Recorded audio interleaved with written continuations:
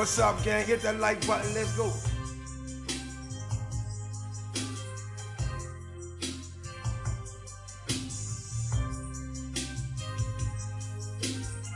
Midnight countdown. Let's go, man. Y'all hit the like button. We got breaking news right now, man.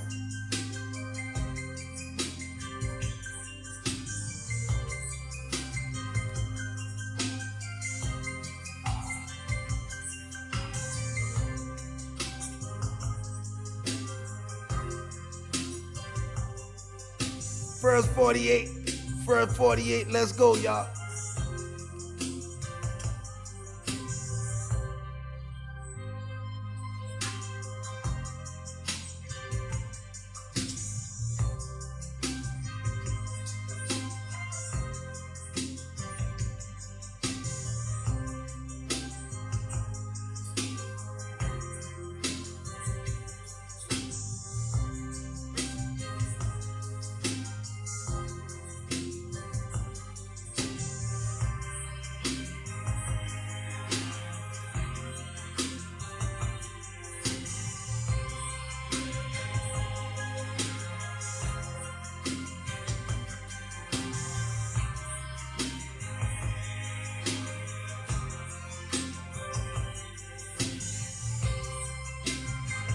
Y'all know we got breaking news. What's up?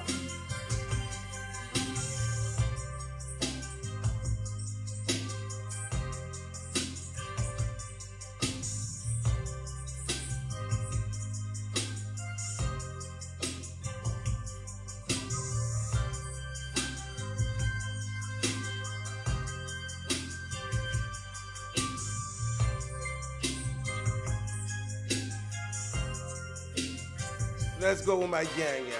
Y'all know what time. Let's turn up right now real quick, gang.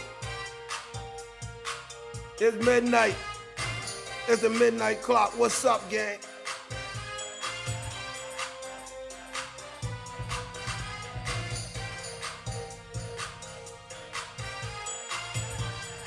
Oh, it's going down, y'all. We got breaking news. Tag everybody you know. Hey, Memphis, stand up right now, boy. Caroline Mason. Oh, Lord, she in trouble, gang. Oh, Caroline Mason. Caroline.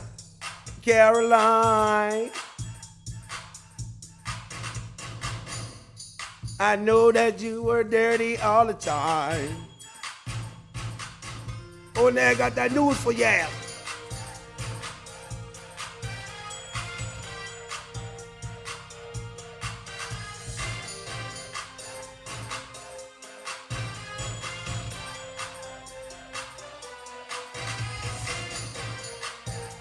OTG, what's up? Let's go. Y'all hit the like button. Run this bitch up right now, man. Man, I'm so excited to break this news. I ain't even playing no goddamn music right now. Fuck the music right now. We got breaking news right now. Who want the breaking news? Now, today I've been just sitting here, going through the computer or whatever the situation is, right? So, I said, damn, Miss Caroline, real quiet. I said, damn, she real quiet. So it made me think about something. I see all these people getting locked up and shit. So I said, let me check on her. See what's really going on. I need all y'all to hit the like button right now. So, March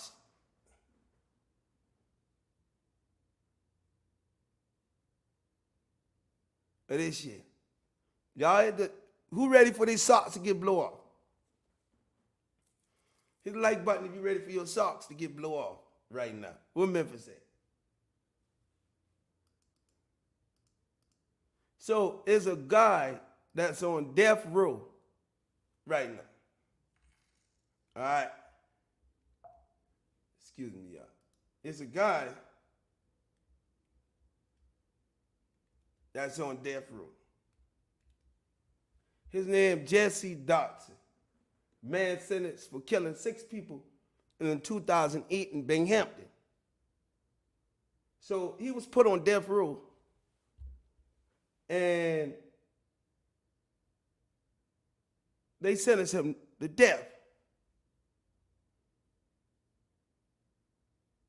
Y'all see Tennessee death row prisoner, new appeal alleges innocence, prosecutorial misconduct, and ineffective counsel. So, Mr. CJ saying that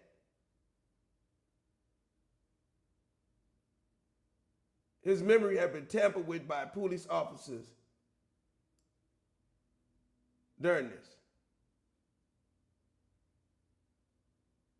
So they said during the first interview, he named two separate people as suspects and repeated what he heard suspects say. That interview was not completed because advocate believes CJ was too distressed to continue.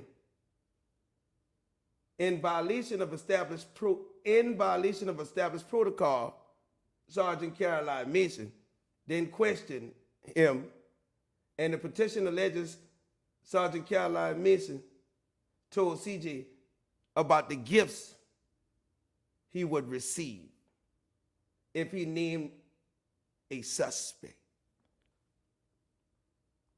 Everybody hit the like button. So after they did that, the FBI come behind Caroline Mason. Linda Steele, FBI expert, interviewed CJ 4 days after he spoke with Sergeant Mason. Yet her report was never disclosed to the defense, Sergeant Mason. Prosecutors also failed to disclose Mr. Dodson's trial's attorney that CJ's psychologist said that the child's memory was unreliable. So, Miss Caroline Mason promised him gifts if he was to name a suspect. According to this, right here, Sergeant Mason, Caroline Mason, then questioned him. She violated protocol by questioning him and then promising him gifts, and the FBI caught her. And the FBI caught her for doing that.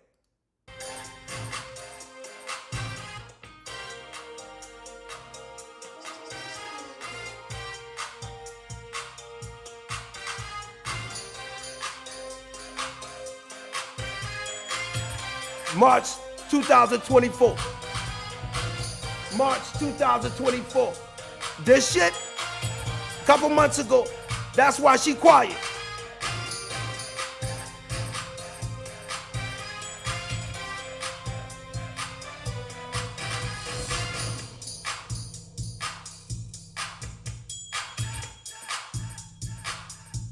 What kind of gifts? And you over there with Gotti and his mama, and you promising these people gifts, and this man on death row. Let's go, gang.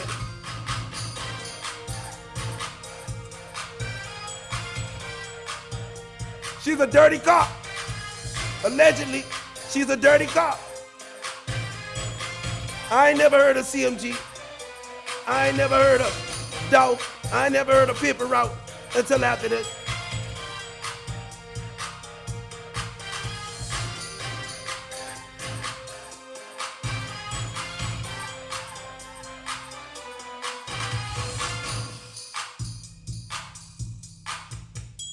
She said, I give you a gift. I give you a gift if you name a suspect. What kind of gift you gonna give him? What kind of gift you gonna give him, Miss Mason? Let's go. This man on death row, man.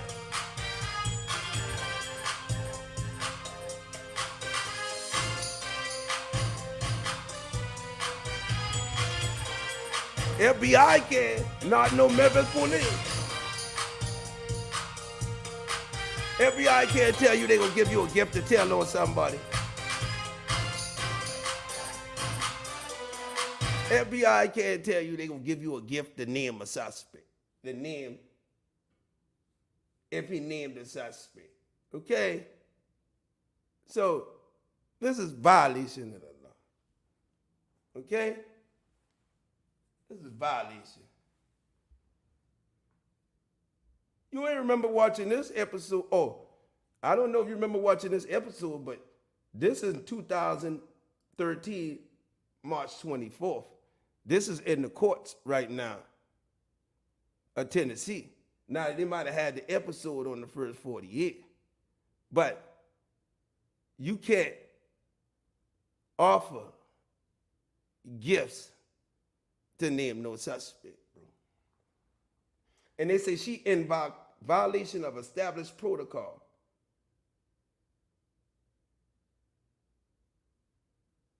In violation of established protocol.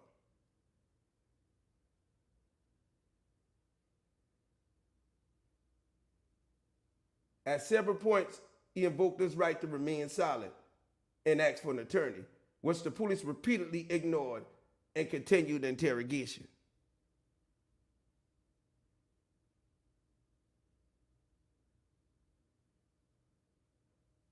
Nothing lined out about this. So,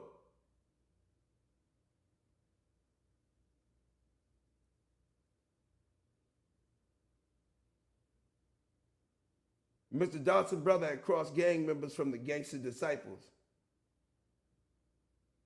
And they're saying that the petition alleges that the crime scene was a characteristic of a total blackout to kill the whole of the family, which the evidence pointed away from Mr. Dodson.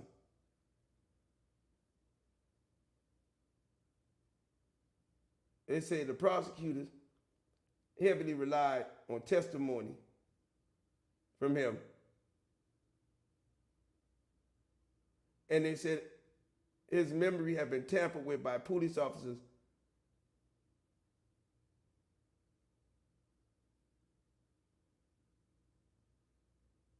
and he was interviewed on drugs.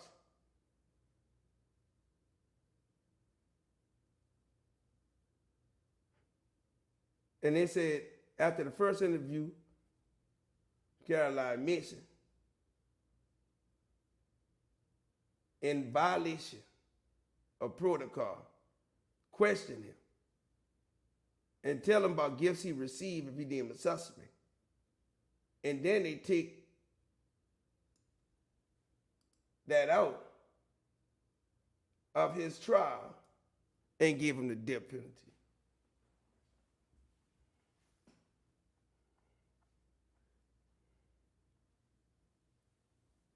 So, Miss Caroline Mason, your name is on the chopping block for a dirty cop. Now the FBI know about this. The FBI knows about this. And this is major because what you see here is her saying a lot of things, which y'all already know. We had a long live on her. And look who she's sitting next to in this picture.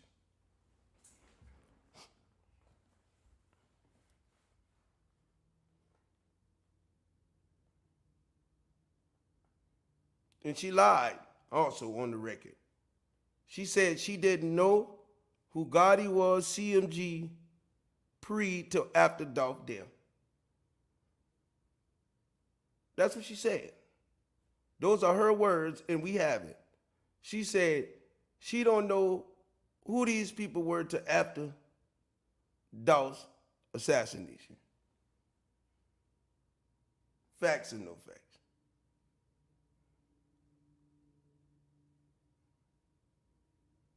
Facts and no facts.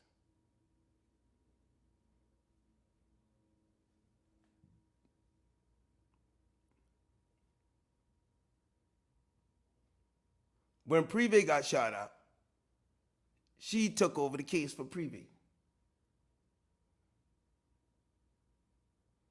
She was the leading officer on the Privé shooting.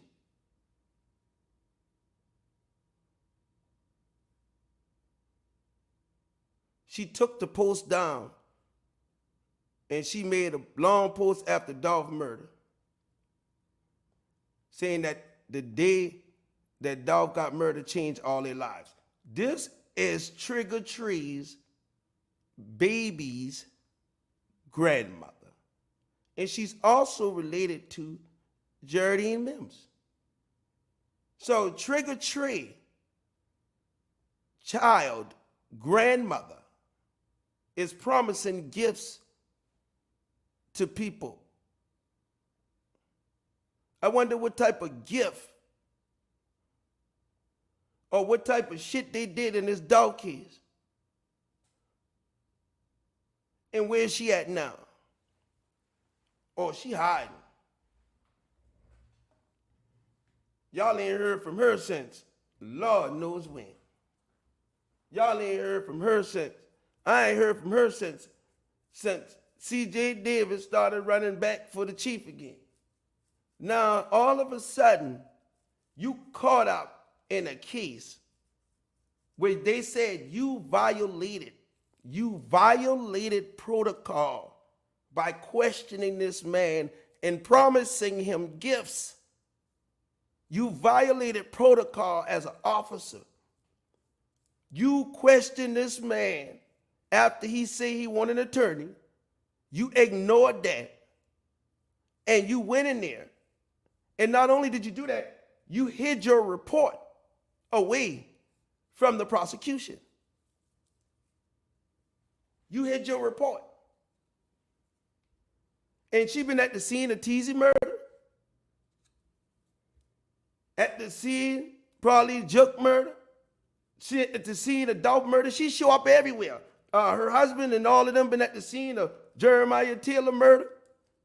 All the murders, these people, this lady, according to this article, is a crooked cop. She's in violation. And you ain't see the news post this, Jeremy. And these who I think them cookie monsters hiding behind. So y'all can hide all y'all want. But I'm going to tell you right now, the article states this. The interview was not complete because the advocate believed that the man was too distressful. Sergeant Caroline Mason,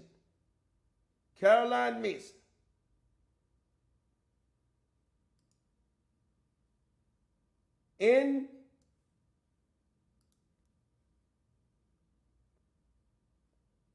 violation of established protocol, questioned him and alleges told him about gifts he received if he named a suspect.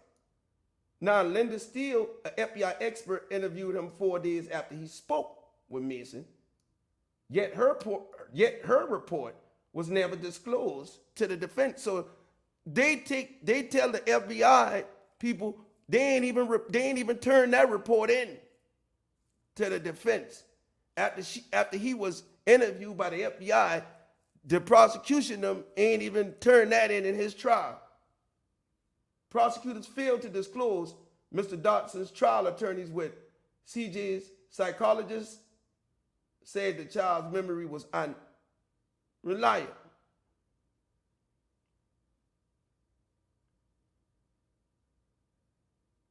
He invoked his rights. The police repeatedly ignored and continued interrogation.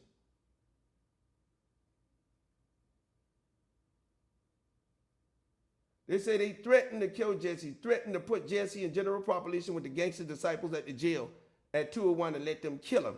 He lied to Jesse and told him that they had Jesse's footprints and blood at the crime scene. He made promises to Jesse, but told him he had to hurry or else Lieutenant Armstrong couldn't help him.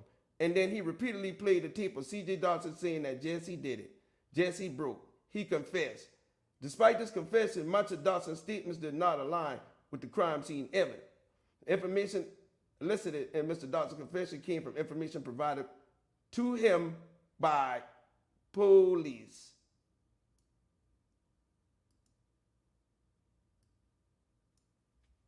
So, this lady and them police, the police tell him they're going to stick his ass in 201 and let the gangster disciples kill him, according to this report.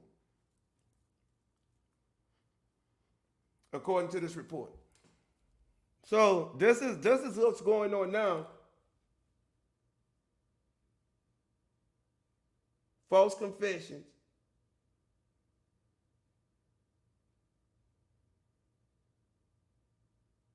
February 29, 2024. He's back in court.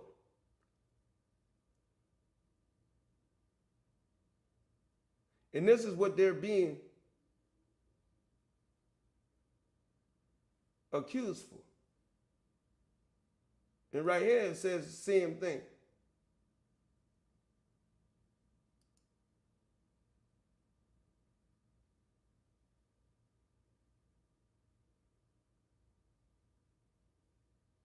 Memphis, Tennessee, according to an article by Death Penalty Information Center, there were 3 survivors of the attack. One of them was the accused nephew, Jesse Dodson.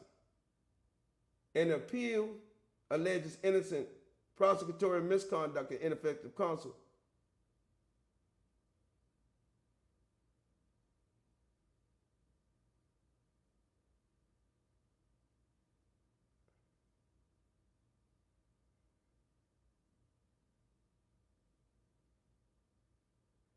In violation of established protocol, Police Sergeant Caroline Mason questioned him and told him gifts he would get.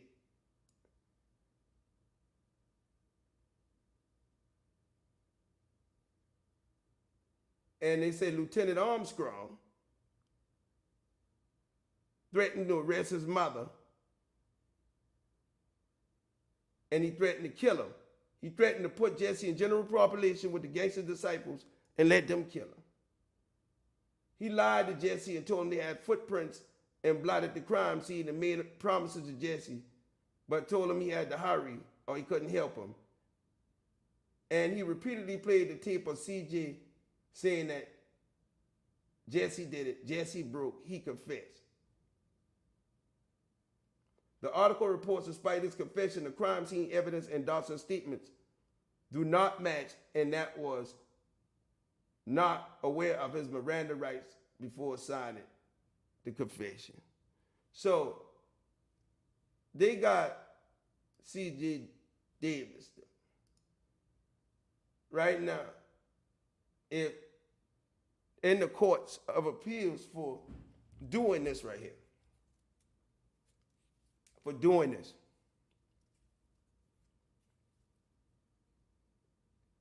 Now, if she promised him gifts, and this is what they're alleging inside of this death row shit. But this is what they're alleging, y'all. And they got to have proof in order to bring this on. So they're going to have to get them tapes. They're going to have to get all the evidence.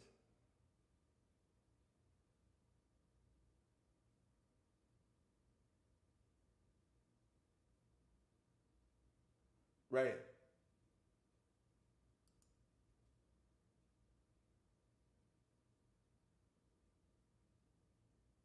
And then they took the FBI expert interview and didn't give it to the prosecutor.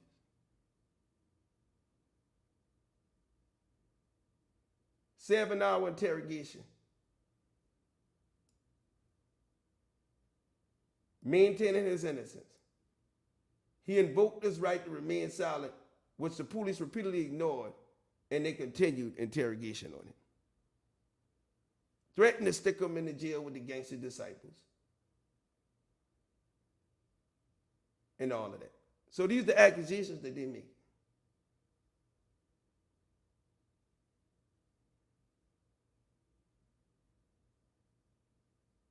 And it's from the Death Penalty Information Center. Now this somebody that Caroline mentioned, and them was they about to put this man to sleep, y'all. We talking about death row here gang. They lie about footprints and blood on the sea. And they give him a death. I talking about taking somebody's life on some shit like this. Caroline Mason.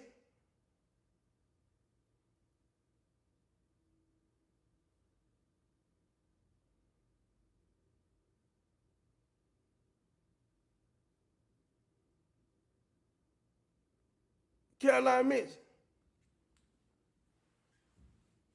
We talking about some serious shit here now. We ain't talking about no low shit. We talking about some serious business here.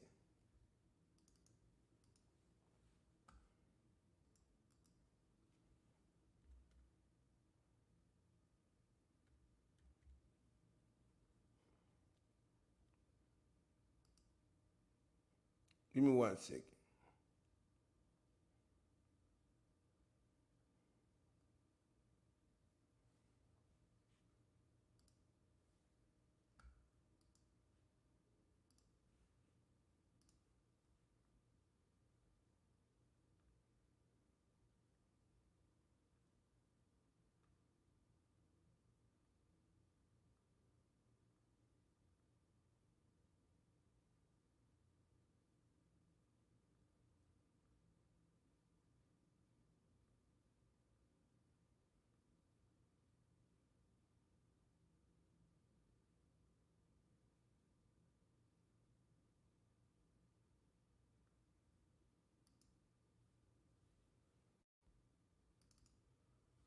So,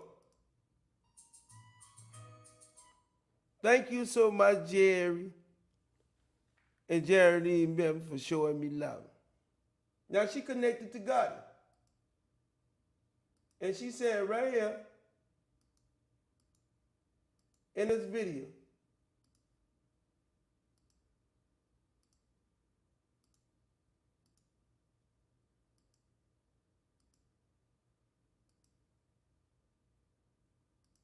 watch this, right here. She said, 2021 changed the lives of many people, including mine. That's the day Dolph was gunned down. So,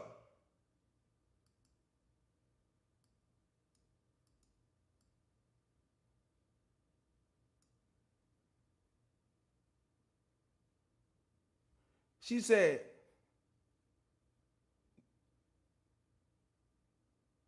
she got calls. She said, I never met him. I never listened to his music. It was a large scene.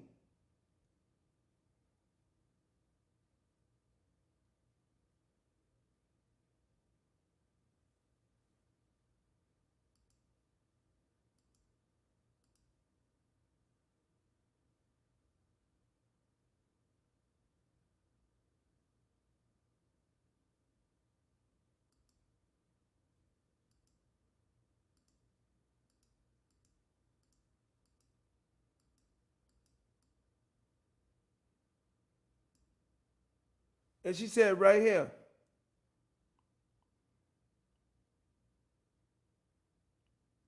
although I've heard of him, I never met him or listened to his music.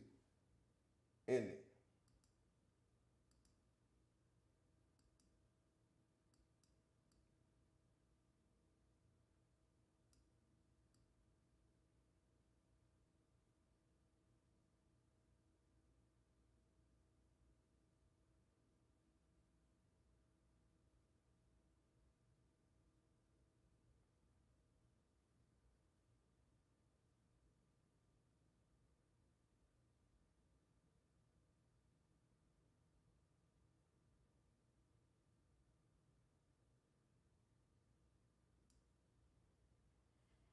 And this is what she said right here. She said,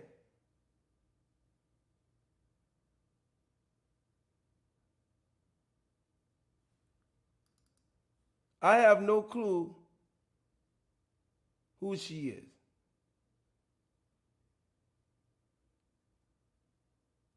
So she met Gotti once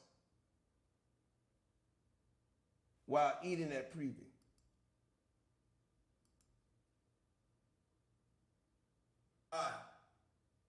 She said, initially I wasn't going to respond. November 17, 21 changed the lives of many people, including mine. That's the day, the 8th of June, including mine. Including mine. Including.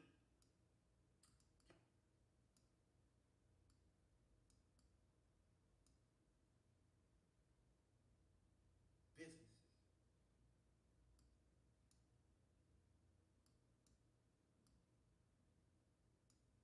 Gangster shit right now. Lord have mercy. I don't even know how to put this in words. I got it turned down right now, but let me get this to y'all real quick. 19. We ain't got to worry about all this, because it's right here.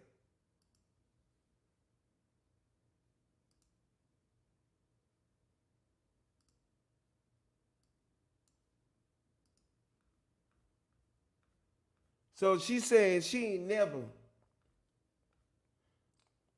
met CMG. She ain't never met them people.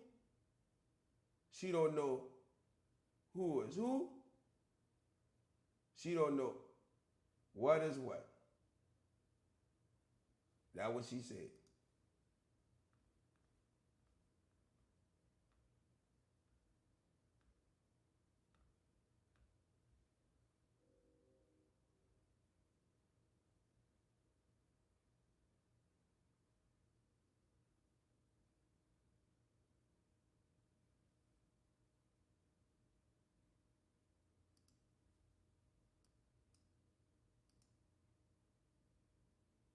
Right here.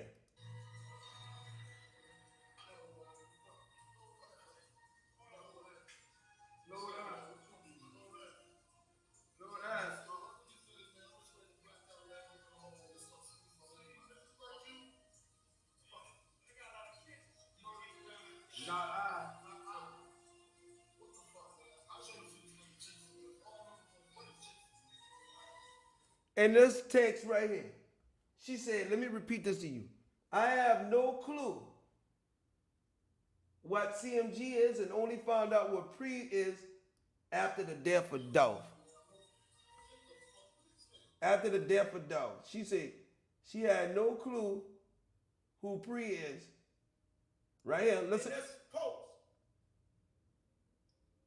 You should have said, I don't know Mario, like you said in this post. I don't know Mario. Right here. Kids, never been assigned to kids. Never been assigned to kids. She calling Darnisha name. All that in here, right?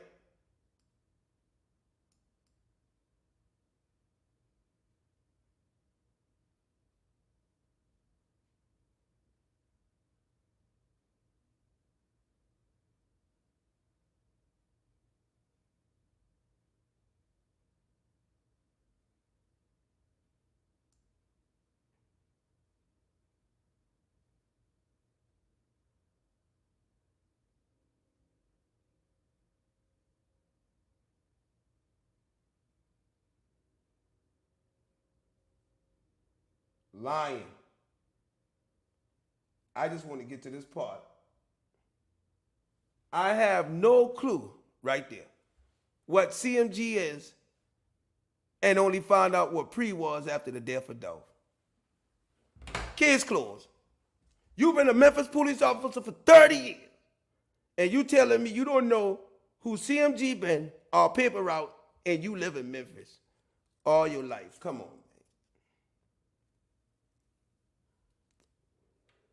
Come on, Caroline.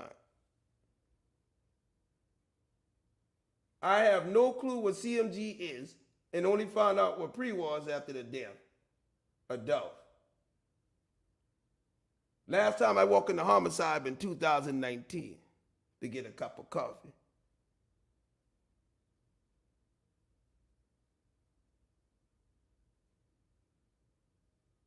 She said, I met Gotti once while eating at Preview. He happened to be there.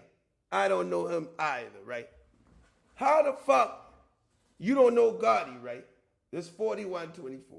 Listen to this now. You don't know Gotti. This is what she said. Thank you so much to my friend / great niece grandmother, Jerry Geraldine Mims, owner of the best restaurant in Memphis, for always showing me love and taking care of every customer who love. Thank you so much, Jerry, Juck, Mario, and Pooh. This is this lady calling Gotti Mario, eating at the restaurant and telling his mama, thank you for showing me love every time I come in. This woman is not truthful.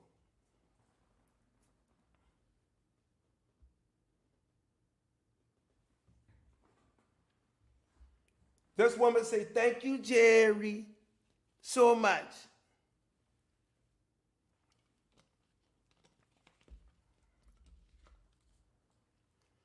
So how the hell you gonna sit up here and say, you don't know Gotti, you only met him once, and you call him Mario right here.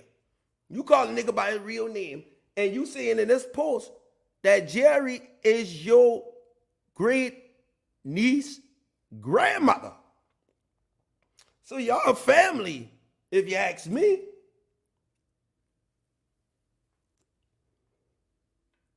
If you ask me, y'all family.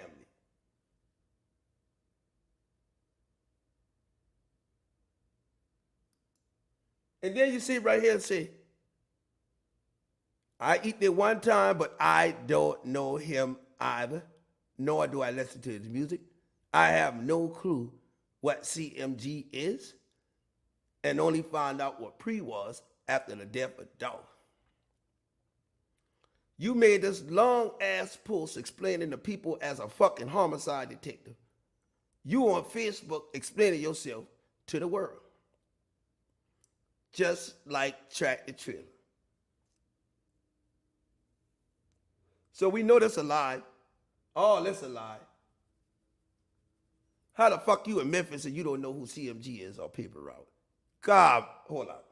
How you in Memphis and you don't know who CMG is or Paper Route, gang? Or Paper Route.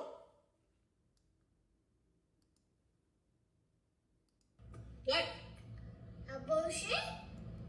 A bullshit? A bullshit. Shit? A bullshit? What? A bullshit? A bullshit? A bullshit. What? A bullshit? A bullshit? A bullshit. A bullshit? A bullshit? A bullshit. A bullshit. A bullshit. A bullshit. A bullshit. A bullshit. Bullshit, lady. Stop playing with us. We know. And now, you have to look at this right here. We know she lied right here. We know she lied. We know she's affiliated with them people right on the bottom of the screen. And then back in 2008, damn near 16 years ago, you've been promising people gifts, allegedly 16 years ago, to give a suspect, violating people's rights, leaving out reports, shit like that. And now the Department of Justice come down there to do an investigation. Now, all of a sudden, since the Department of Justice down there in Memphis, they ain't never tell y'all the outcome of that investigation. They never told y'all the outcome of that investigation, but guess what? We got people on death row coming back saying these people try to kill me by the goddamn lie. Lord have mercy, Jesus Christ. This is breaking news like a motherfucker. Boy, Caroline Mason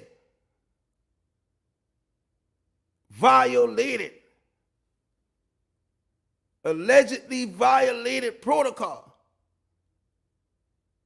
Tell the man she gonna give him gifts and then stick his ass on death row.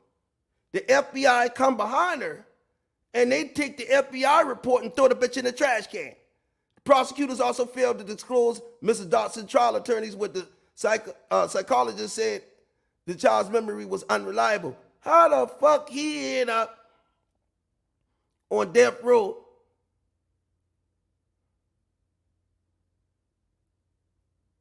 And then they tell him, Lieutenant Armstrong. Who the hell is Lieutenant?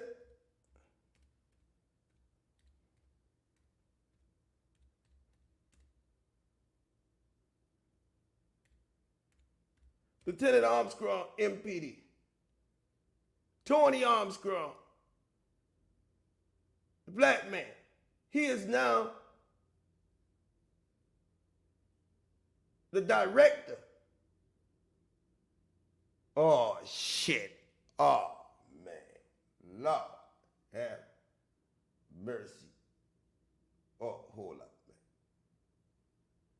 So, let me see.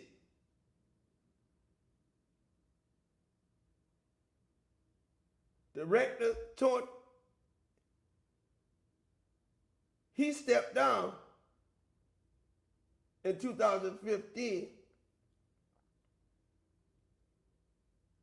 Armstrong.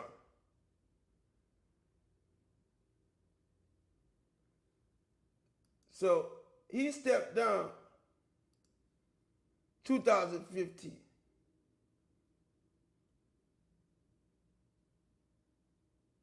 Him Strictly.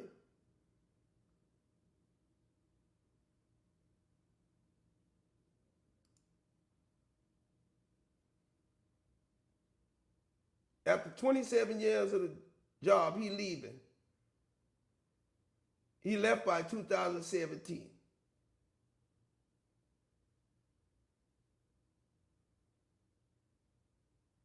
Put a motherfucker on death row and haul ass by 2017. And leave poor little Miss Mason stuck with that shit.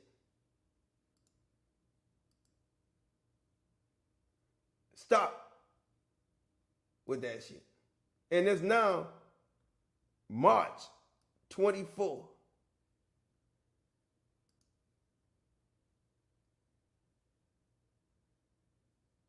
And they got this man fighting for his life.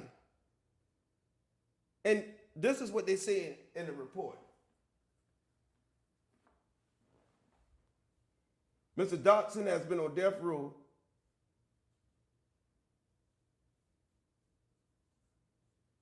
His name is Jesse Dodson. He's been on death row since 2008. The 9-year-old nephew, C.J. Dodson, identified him as the attacker. So this boy been 9 years old.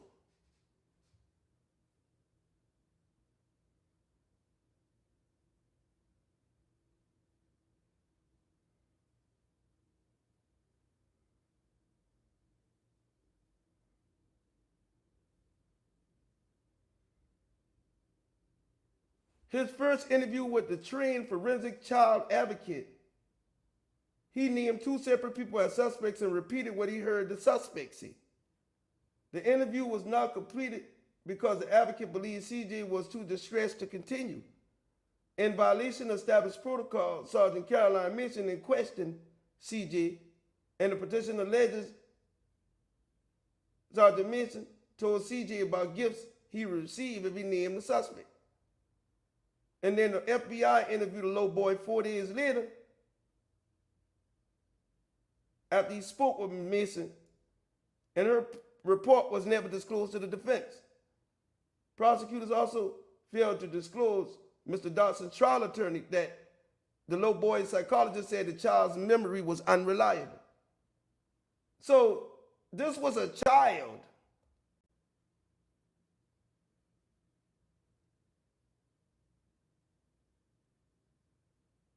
A fucking child.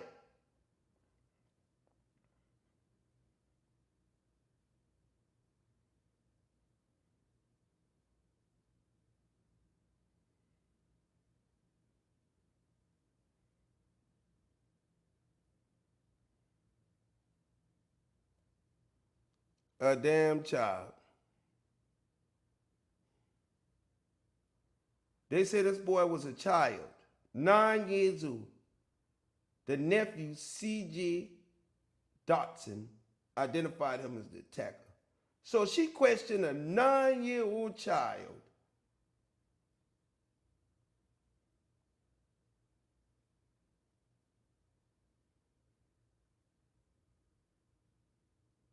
for 7 hours.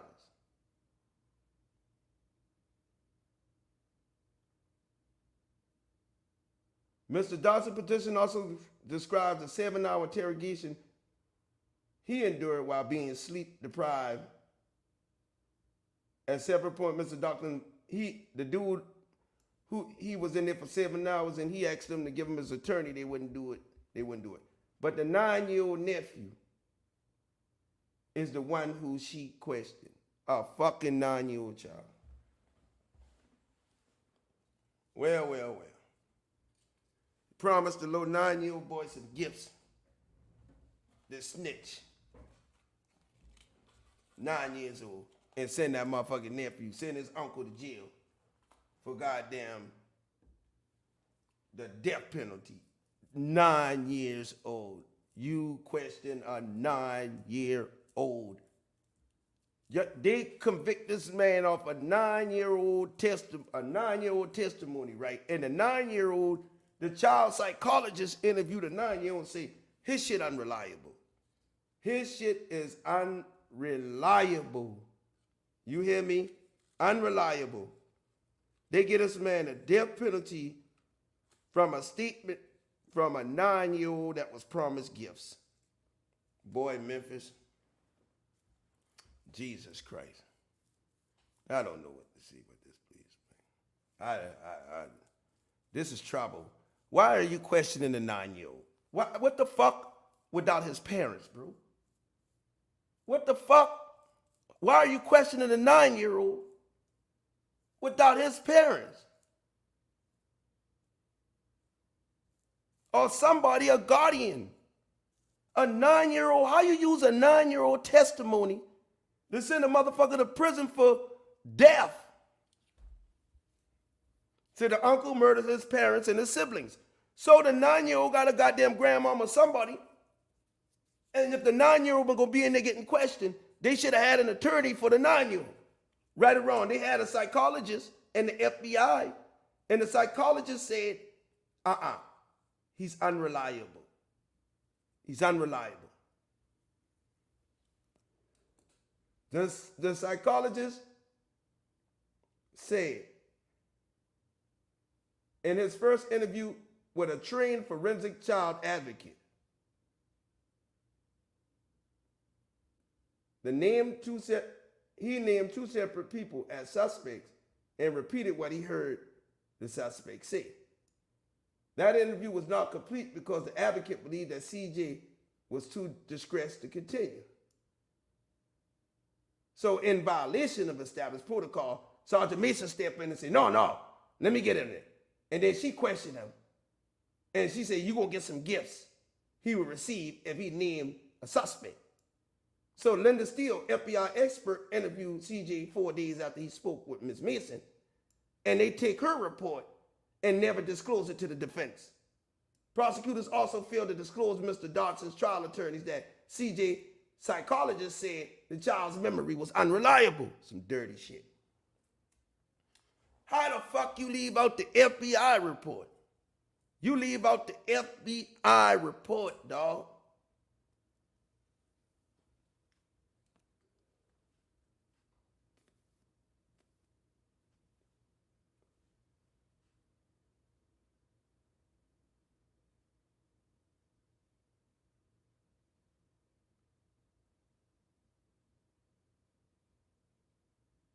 CJ's medical records indicating he was on mind-altering medications when he was interviewed, including morphine, propofol, and hydrocodone, and fentanyl.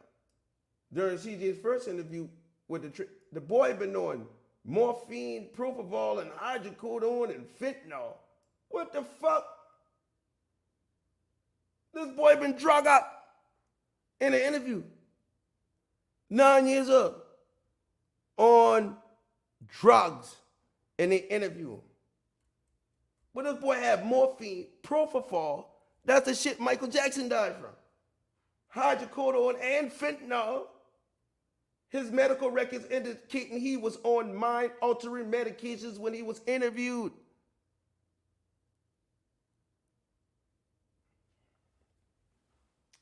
And the people say, no, we ain't want to do him right now. Y'all let him go. C.J. Davis coming in and say, Ms. Mason coming in and say, no.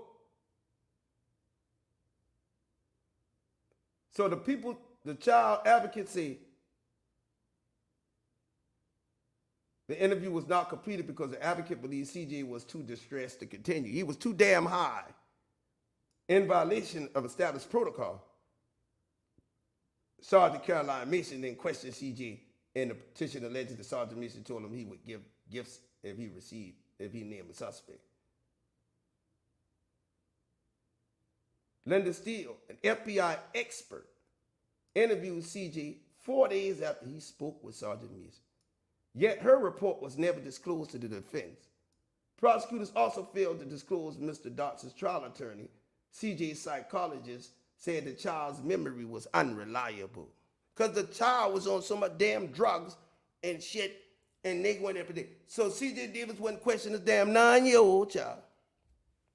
According to these documents, and this is public documents because he's not 9 years old anymore, but according to public documents,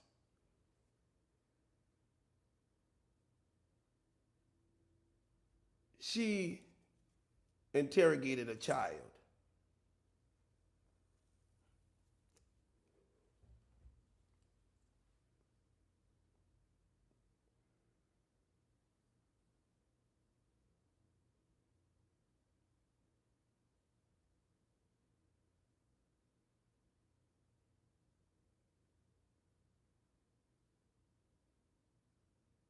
They say the police lied to him and said they had Jesse's footprints and blot at the crime scene. He made promises to Jesse but told him he had to hurry or else Lieutenant Armstrong couldn't help. And then he repeatedly played the tape of CJ saying that Jesse did it, Jesse broke, he confessed. So they lied and said they had his footprints, tampering with evidence at the scene.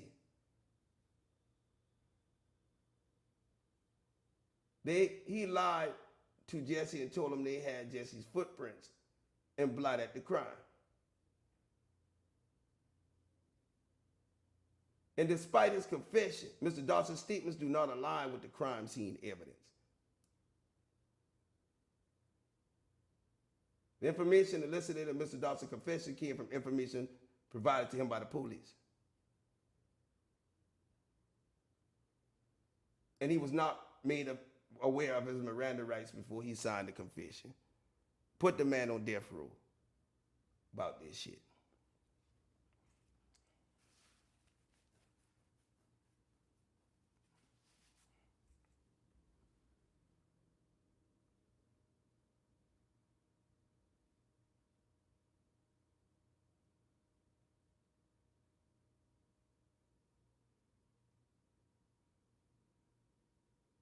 Who in my box acting crazy?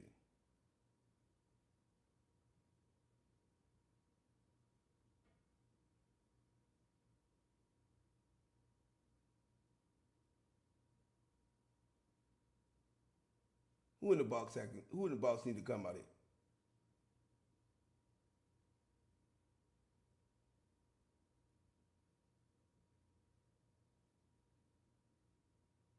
So you mean to tell me propofol? Hey, listen, gang. I'm trying to cuss a mammy.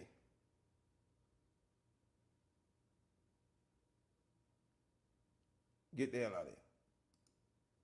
All right.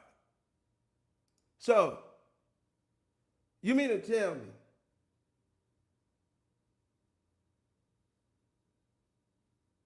mine,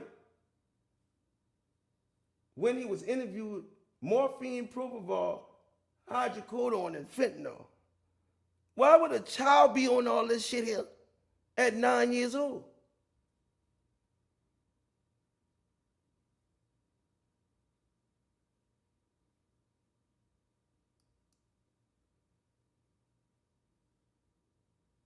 They said his memory had been tampered with by police officers. The petition also points to his medical records indicating he was a minor when he was interviewed, including morphine, propofol, hydrocodone, and fentanyl. They tried to kill a damn boy. What the fuck? Listen to me.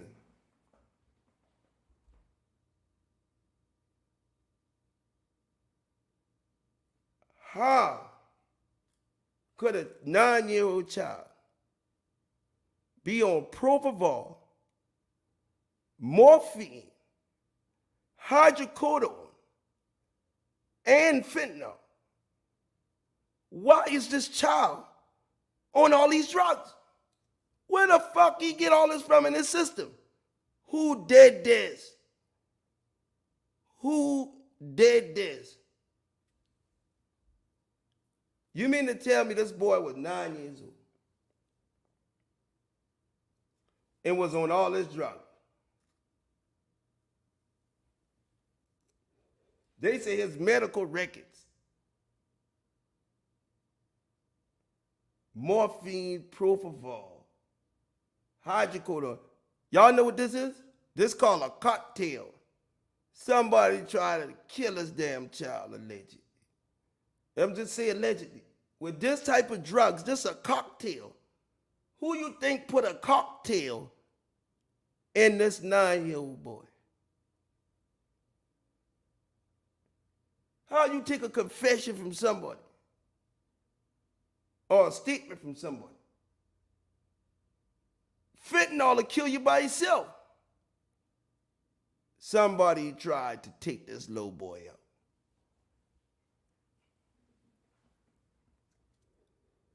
Somebody tried to take this little boy out. This little boy had all this in his system.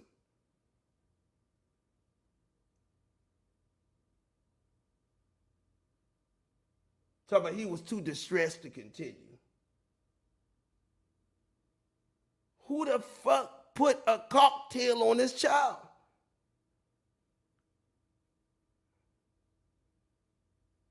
Was he stabbed? Even if he stabbed, you can't put all this on him.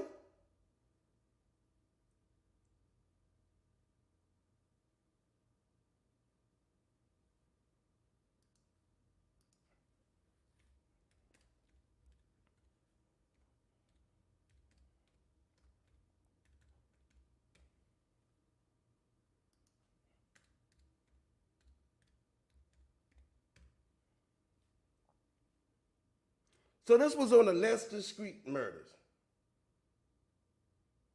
right? The Leicester Street murder.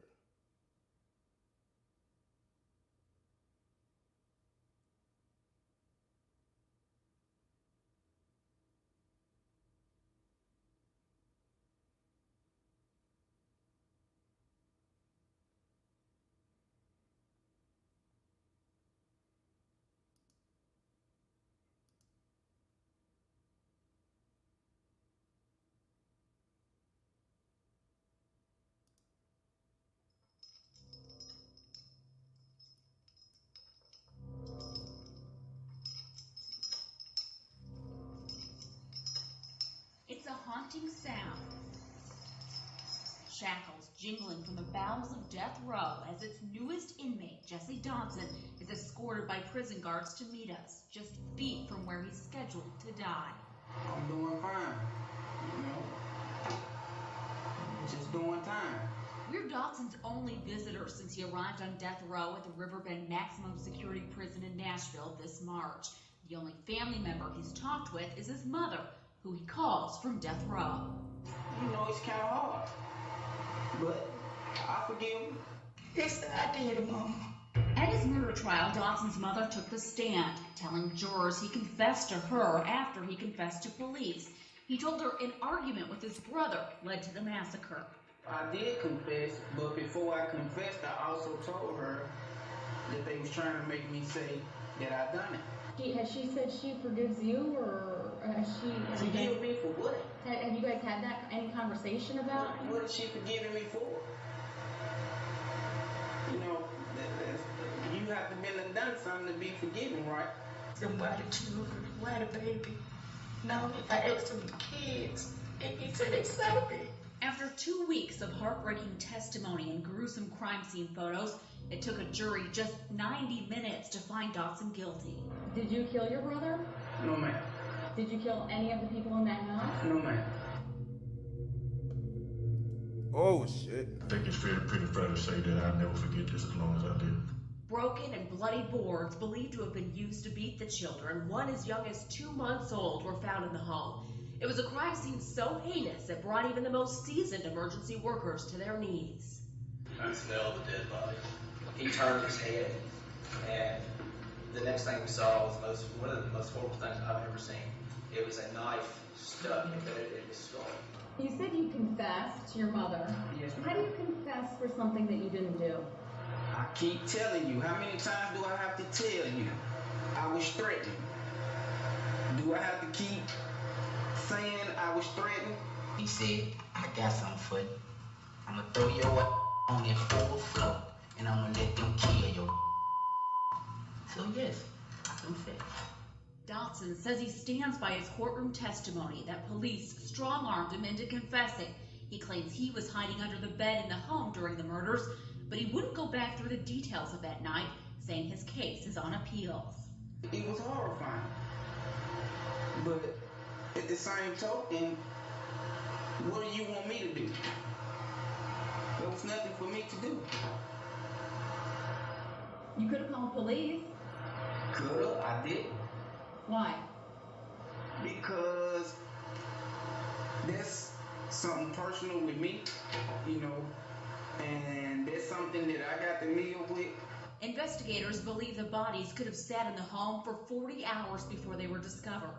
Fox 13 has video showing Dodson at the crime scene the night police were eventually called. What were you thinking then? You were on the scene the night that police showed up here.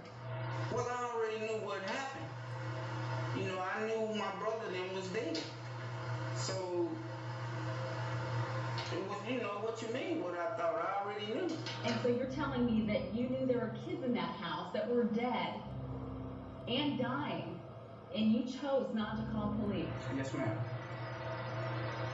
Yes, ma'am. And ladies and gentlemen, what's very interesting is there's a cordless phone right here.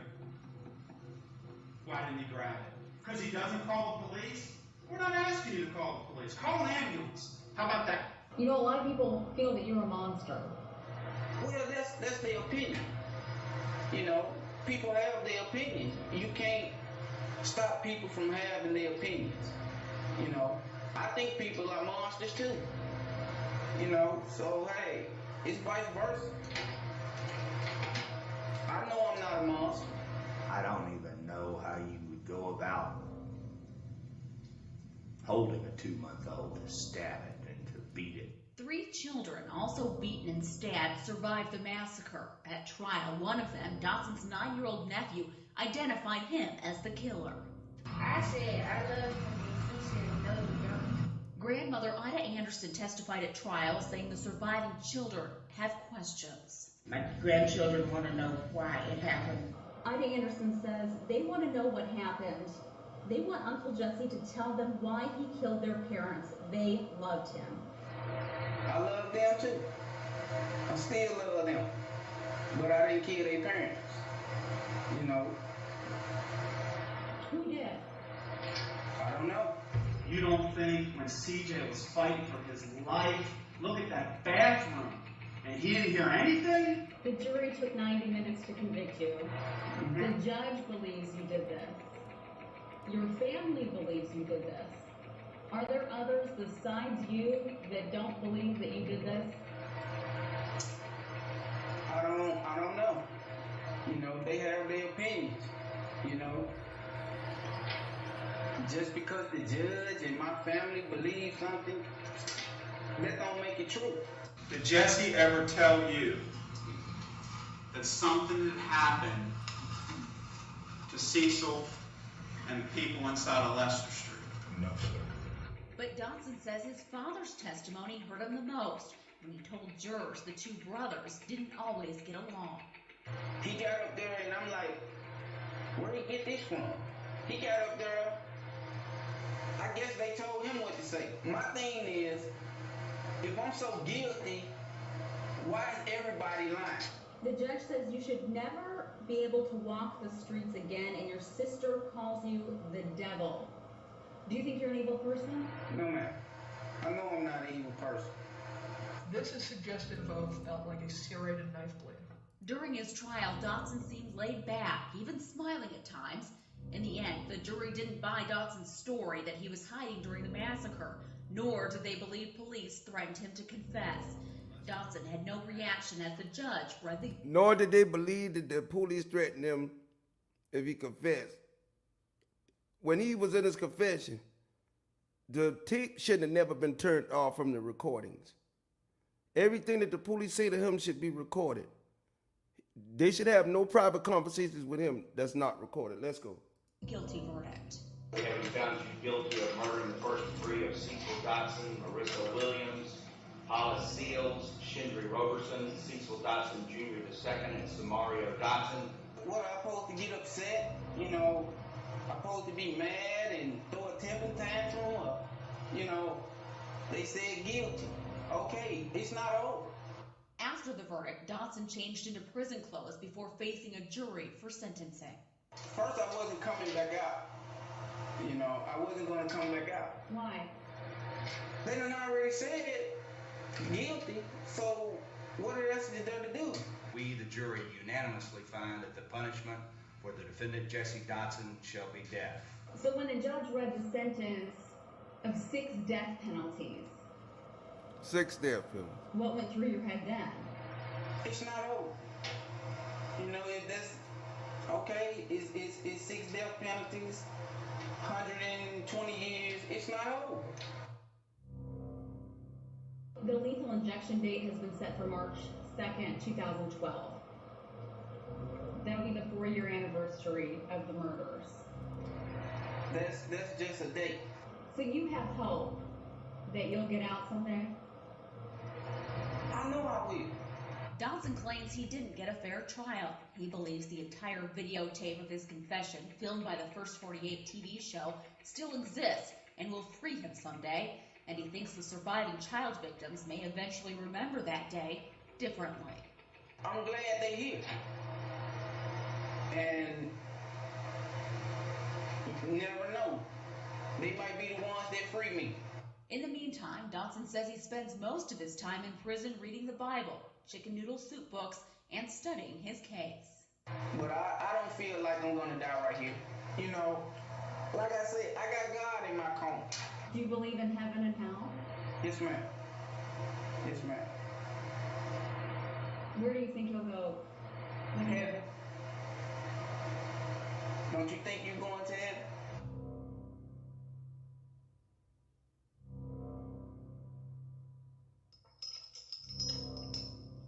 I maintain my innocence. I'm going to always maintain my innocence.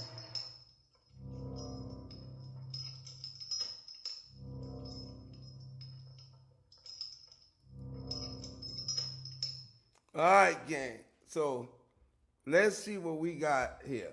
All right. So we seeing that, and we come back here.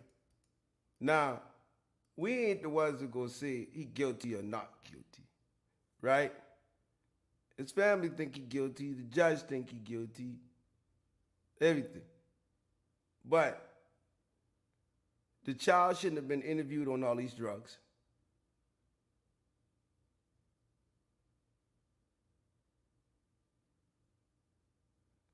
And they left out the FBI expert report. So he was railroaded. New trial, I don't know. But he has enough here, I think, to come back on a new trial or take a plea deal. What do y'all think? Thumbs up or thumbs down? He said the police officer tell him he was gonna stick him in there and kill him. They convict this man in less than 90 minutes. And this is crazy.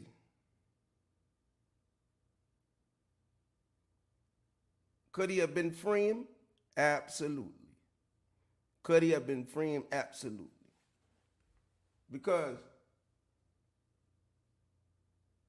I can't see you interviewing this child on these drugs. I can't see you leaving out the FBI expert report. I can't see you allegedly promising the child gifts. Hey, everything that they're saying has to be on the record. Every interview, every tape has to be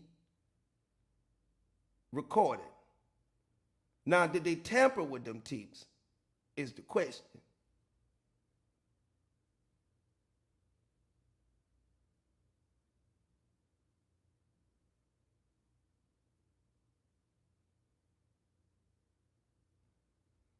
They said his brother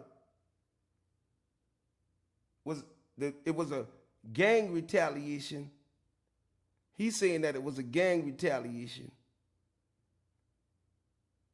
His brother crossed some GDs.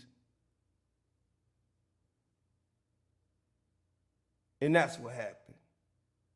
So his brother crossed some GDs and they came in there and did that. But he said he didn't do it.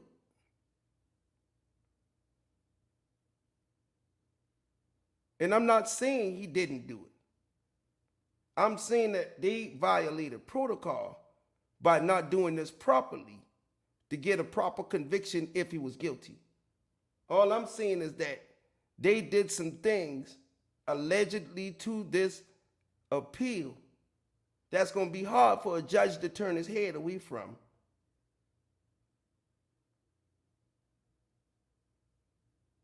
You can't interview a child on drugs.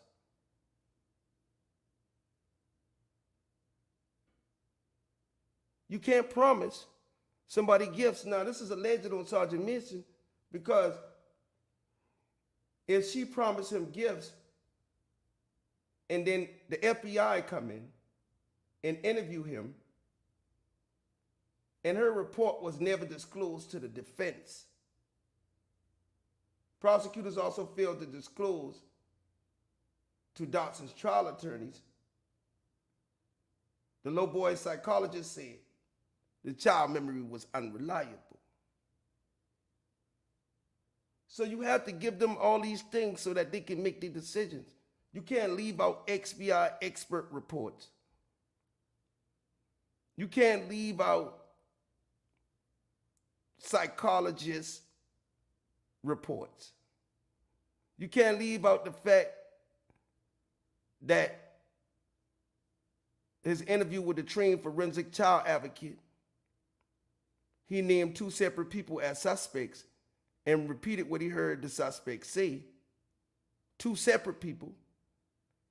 And then that interview was not completed because the advocate believed that CJ was too distressed to continue. He was on drugs. He had been stabbed, allegedly. In violation of the established protocol, Sergeant Caroline Mason then questioned CJ, and then they said that she told him she'd give him some gifts.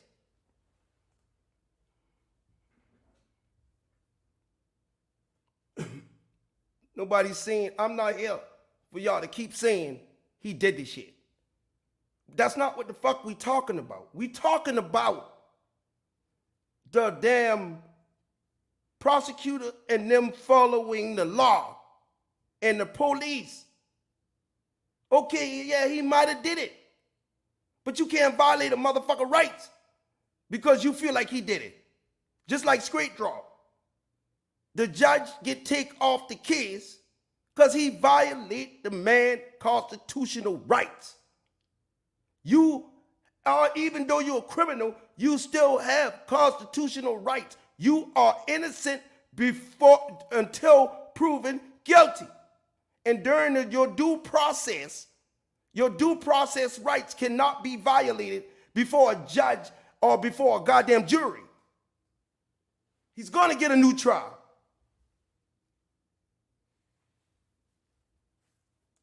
He's going to get a new trial. If, in fact, what he's alleging right here to be true, he's going to get a new trial. You have rights. Now, the police just didn't do it the right way. They didn't do it the right way. And maybe they was in their feelings about everything that happened, but they didn't do it the right way. And when you don't do it the right way, this is the damn consequences of not doing shit by the book. I ain't never seen them take an interview and a confession from a child who's on morphine, propofol, hydrocodone, and fentanyl. Watch this.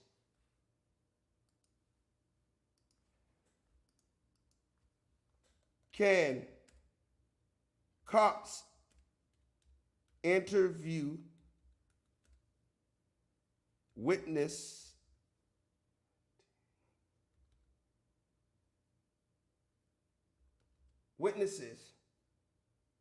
on mind-altering drugs? If you give a statement to the police under the influence of drugs or alcohol, the statement can be thrown out in court.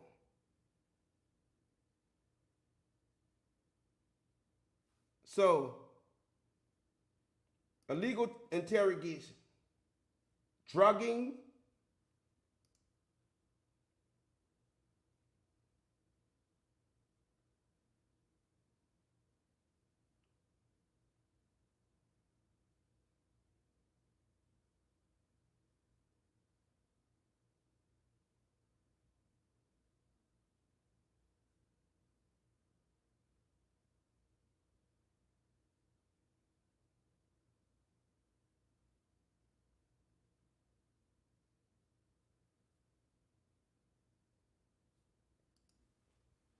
what is Tennessee? Excuse me. What is Tennessee? Hold up. Laws for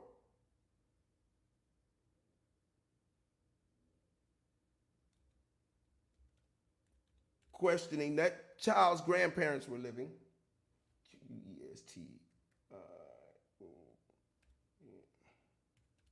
Questioning a child. Juvenile offenders has introduced prohibits interrogation or interview of a child who has been taken into custody due to suspicion that child committed an act. Okay, so questioning a child witness.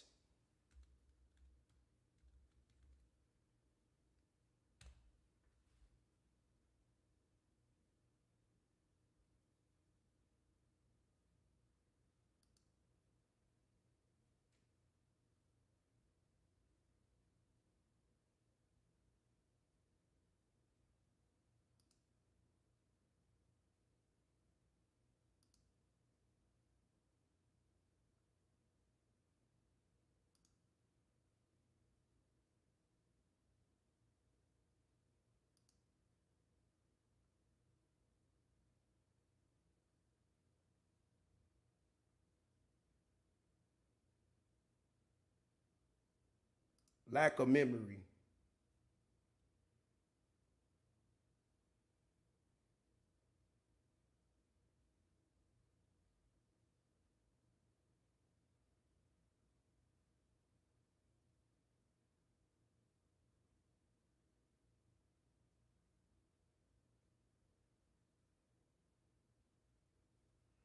So you question the kid, and then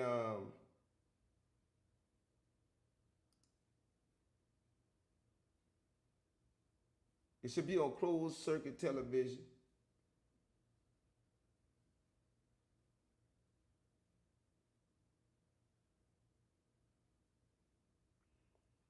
When a child testifies or says something, the prosecuting attorney for the defendant, an interpreter, recording it, personnel, a parent, counselor, or a therapist. So you have to have a parent, a counselor, or a therapist.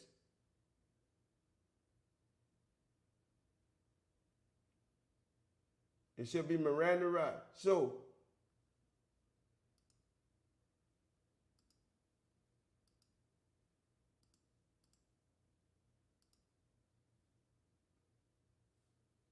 who was present during his interview?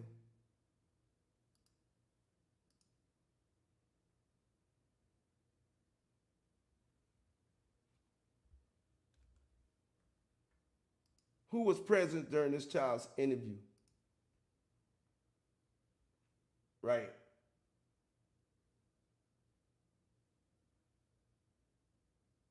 The petition also points his medical records.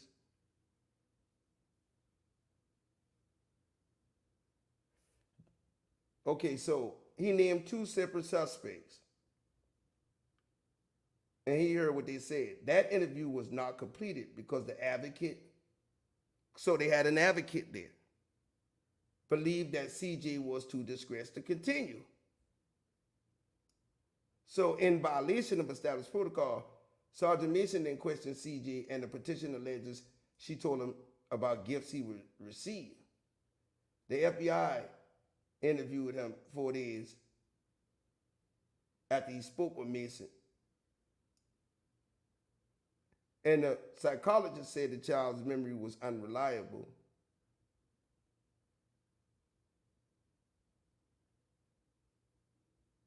So that's what I'm saying.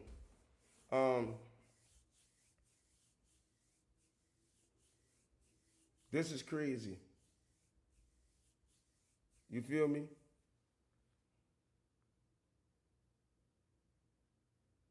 This is crazy.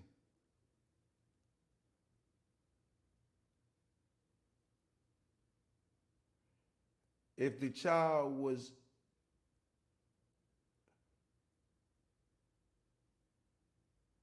okay, you say he wasn't on drugs when his uncle did that. That little boy seen his uncle do all of that, allegedly, right? So he wasn't on drugs when he did it, but was he on drugs when they asked him about it? Let me ask you that question, homeboy. Hey, answer the question. If he was sober, yeah. But after he did that, right here, Nicole Johnson, answer the question. Was he on drugs when they questioned him? Is the question.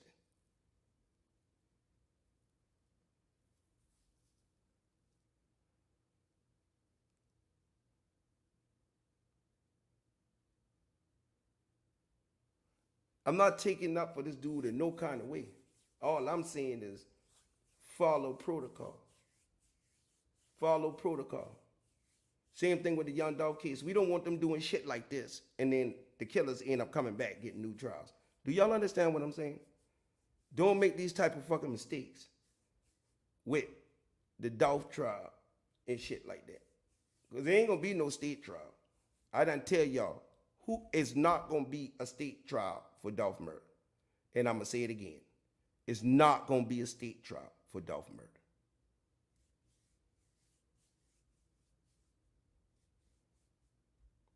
If you think for 1 second they're going to let Dolph go in the front of a Shelby County judge, his killers, you're crazy. You're out of your mind. That place is under investigation by the Department of Justice. Them judges and them lawyers and them goddamn prosecutors, they all are suspects. Hey, listen, if you think straight drop them going to court in Shelby County, you're retarded because they done backed the court date up 3 times.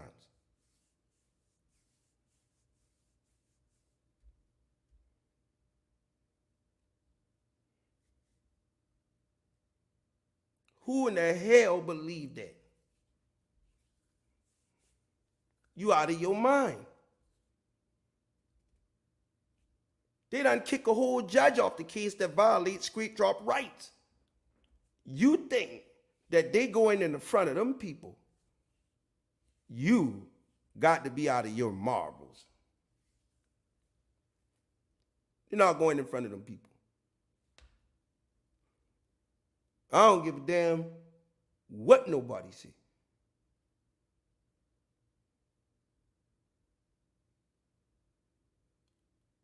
People get all new trials all the time and get found guilty again. You feel what I'm saying? But with a jury, you have to have a unanimous decision. A unanimous decision with a jury. It has to be 12 jurors, and they all got to say guilty. But if they all say, you get one juror on there to say this child shouldn't have been questioned like this, you in trouble. But the crime was so horrific, the jury didn't give a shit what was going on. They just said guilty, fuck that. Guilty, guilty, guilty. Your family say you did it, get your ass up out of here. That's what happened. Your family say you did it, get your ass up out of here. We don't want to hear nothing. The man said he ain't even gonna come back out. He already been convicted before he even goddamn come back in the court.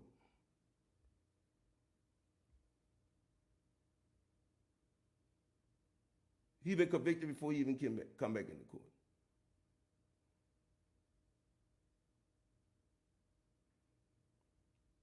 And what I'm telling y'all is this, look. Y'all want straight drop them to go to court, right?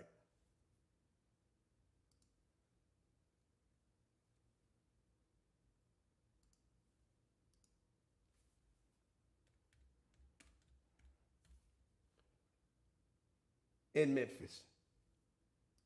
You want straight drop them to go to court in Memphis.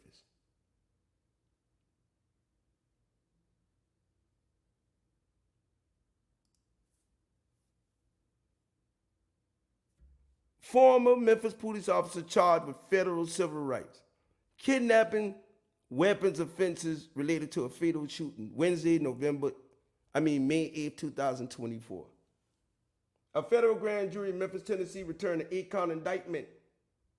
Officer Patrick J. Ferguson with federal charges of kidnapping a man while on duty, shot him in the head, covered up the shooting, dispose of his body in the Wolf River,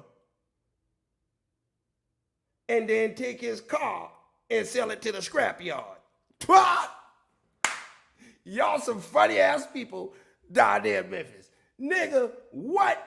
This fucking police kidnapped a motherfucker allegedly, shot him in his head, got rid of the body, cover up the crime, and sell the man's car to the goddamn scrapyard.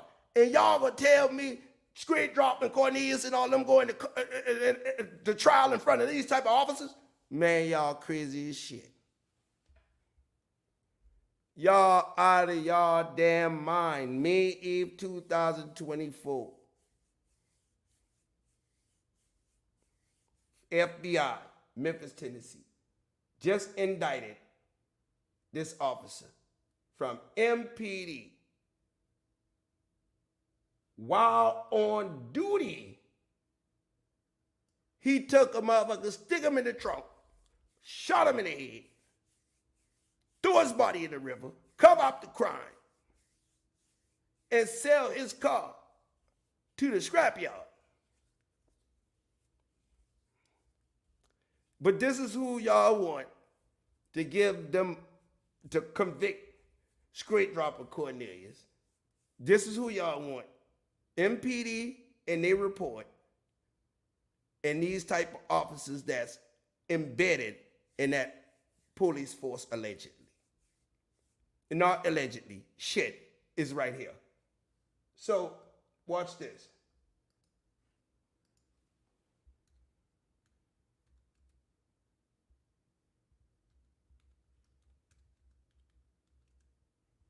MPD dirty cops in Memphis. Dirty cops. You got the 5 police officers.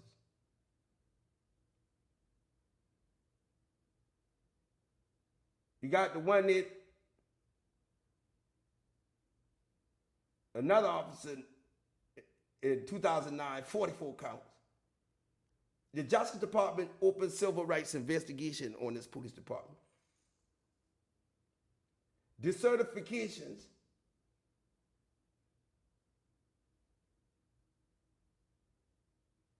as former Memphis police officer Carlin Berryhill awaits hearing today in Nashville. He faces misconduct claim in Mississippi.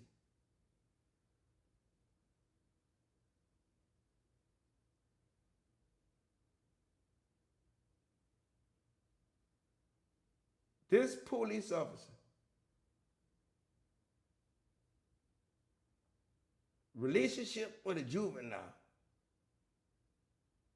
abusing citizens with a taser on 3 separate occasions, force electroshock the man while he was restrained. Now that's just Berryhill.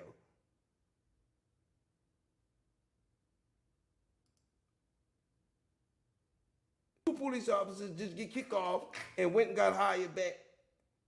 November 18th, a corrupt officer got 10 years.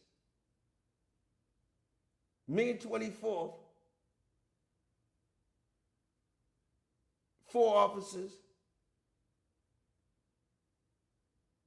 for decertification. May 16th, 2024.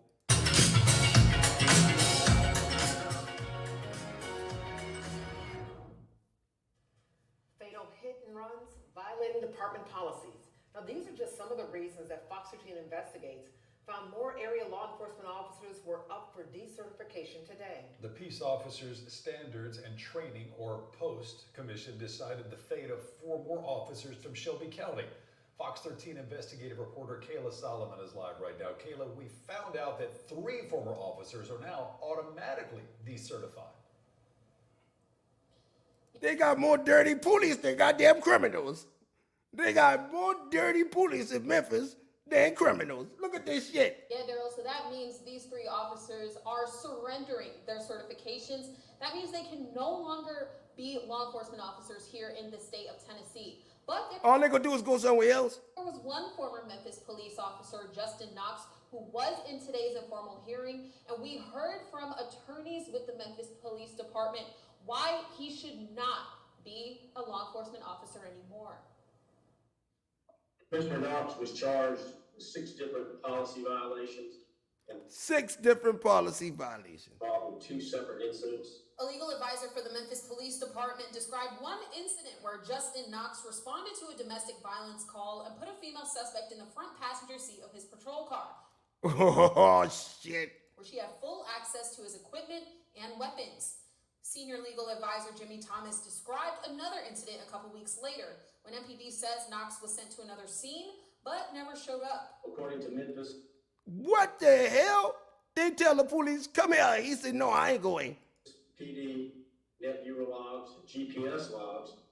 He got on the radio, advised that he was in the area but could not locate anyone and cleared. Those logs indicated he never left an apartment complex where he later admitted he was visiting a friend. He been getting the job done at the apartment complex around the corner, and they call him to go serve and protect somebody's life. And he say, bullshit, bullshit. Boy, that boy got the mob down there running that shit.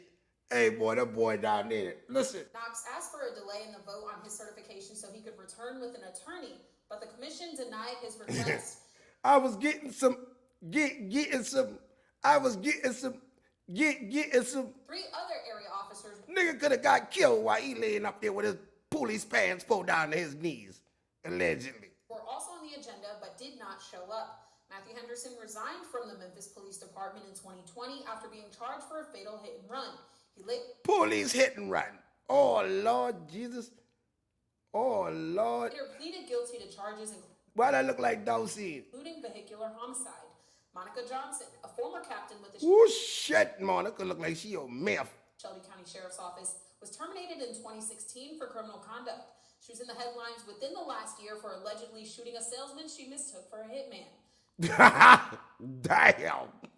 She shoot a salesman she mistook for a hitman. Now y'all know that damn dope boy that going to sell her some of that shit. And that shit ain't been right. And she shoot that motherfucker to, oh, I thought he been a salesman, a hitman. Yeah, whatever. Yeah, right. Criminal records show Johnson has a hearing later this month where a judge will review a mental evaluation for her. With that picture, you need a damn mental evaluation. Now that fourth former officer was Michael Moore. We know back in 2019, he was facing domestic violence charges, but those charges were dropped just months later. Post records show that he resigned from his position with the police department before he could be terminated. All four of these officers now have 30 days to try. Lord Jesus. Dirty, dirty cops, man. Dirty cops, man. MPD officer rammed the man while he been drunk. Now you got the lady here who robbed a retired officer. They say they got her on tape for killing the Thurman man. And that man been shot to death. And they told me the man had a heart attack in his driveway. Come on, gang. Y'all know about him.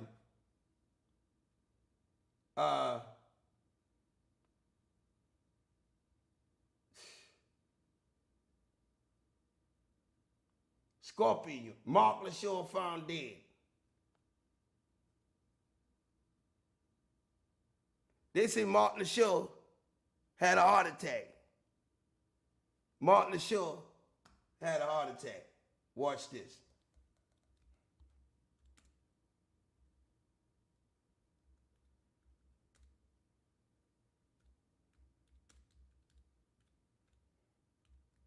They say the man had a heart attack on his lawn, but he on the gun memorial because he lost his life to gun violence July 9th, 2023. They say this lady robbed him on camera and say he fall out in the driveway and they ain't never tell you this man been shot and gunned down in the front of his home.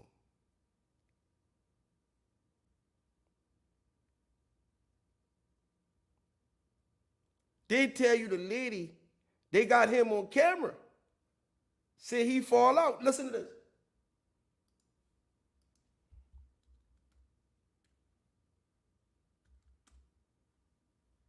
Mark LaShaw. The woman charged,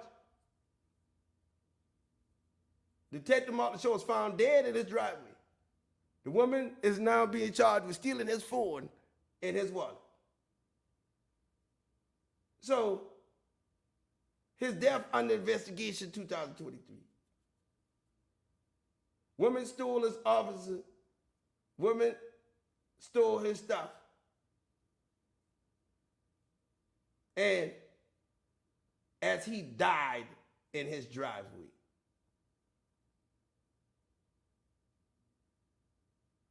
Nobody know was found dead in his home. Memphis police have not released a cause of death, but he on the gun memorial list. Lost his life to gun violence, 2023.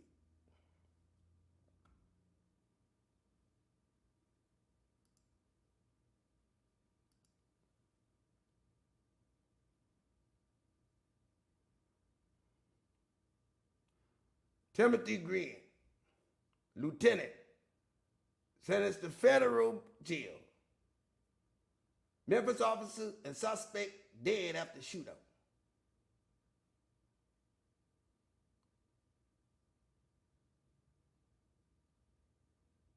Department of Justice launches investigation in on these people.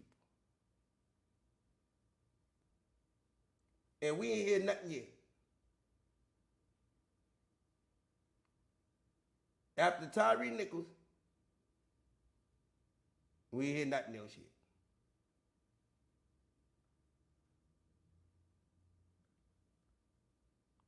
So, let me ask y'all a question.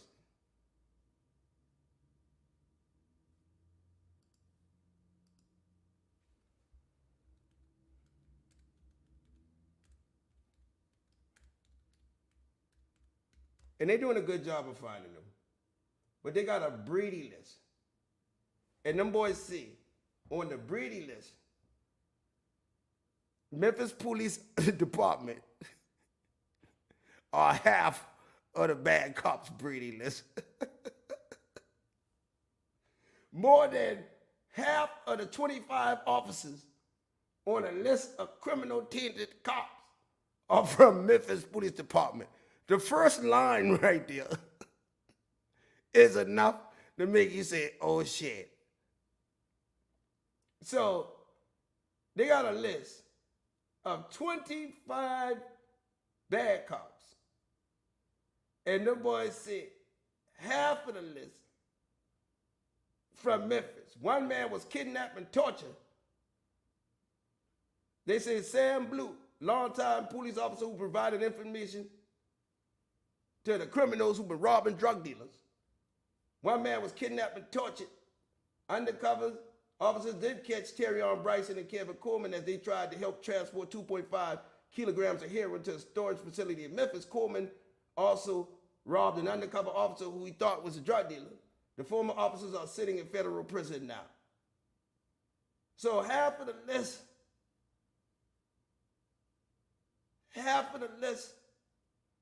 belong to Memphis. We talking about in the nation now. In the nation. And y'all want these people. Me and Jay Rodney catching a heart attack. Because them folks ain't want to take them niggas to trial.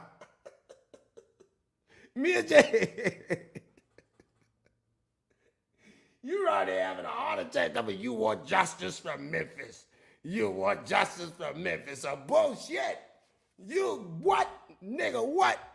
Memphis, man, stop. Stop the foolishness. Who the hell? Y'all listen to this. Me and Jay, you want justice from MPD, right?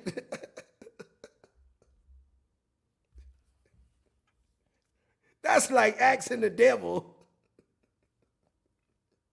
to let you hold his pitchfork. That's like asking the devil if you can go to heaven. So, you know, I'm over here tripping because how can you expect to get justice out of some shit like this here? Come on, gang. Let's be realistic. Let's be realistic here, gang. How in the hell? That's like asking the devil for a cold glass of water. You right, Basie. Let's be honest here. You want one of the most crookedest departments in America to take your fall guys to trial. Let's make some sense here. You want half of the officers on the Gigliotto list or the Brady list to get justice for you for Adolph Thornton Jr. Bullshit. I don't want MPD nowhere near this shit. Lord, if you're going to get justice for Dolph, please bring in the Fetty boys.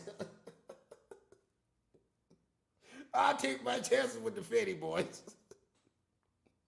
I'm not fucking with no police that thought Marcus Thornton, that thought Tyree Nichols been Marcus Thornton. My bad. Anyway, I'm not fucking.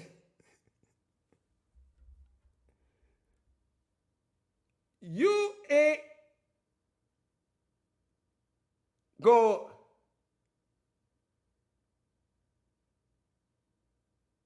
When you say John Anderson, you say she wants justice for her man, not for Memphis. Stick to what you know, not what you're trying to find out or know about.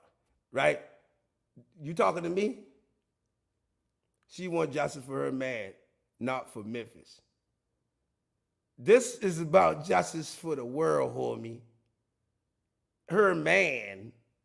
I don't even know how to read this, John, because I don't know if you're trying to get smart, but you say she wants justice for her man, not for Memphis. Stick to what you know. Motherfucker, what I know is this, Mr. John Anderson. Your black ass wouldn't know what been going on if it ain't for me. How about that? Your black ass in my box right now, and you wouldn't know shit if it wasn't for me. And guess what? I know way more than fucking Mia know. I bet you that. Who want to bet against me? I bet you I know more about Dolph situation than Mia do. And get your ass up out of here with that dumb ass comment. Get the fuck out. Take your dumb ass somewhere else because you in the wrong box. Bye. Get your ass up out of here. Go ask the devil for a cup of water, homie. Tell me she want justice for her man. Man your ass up out of here. I bet you I know more than she know.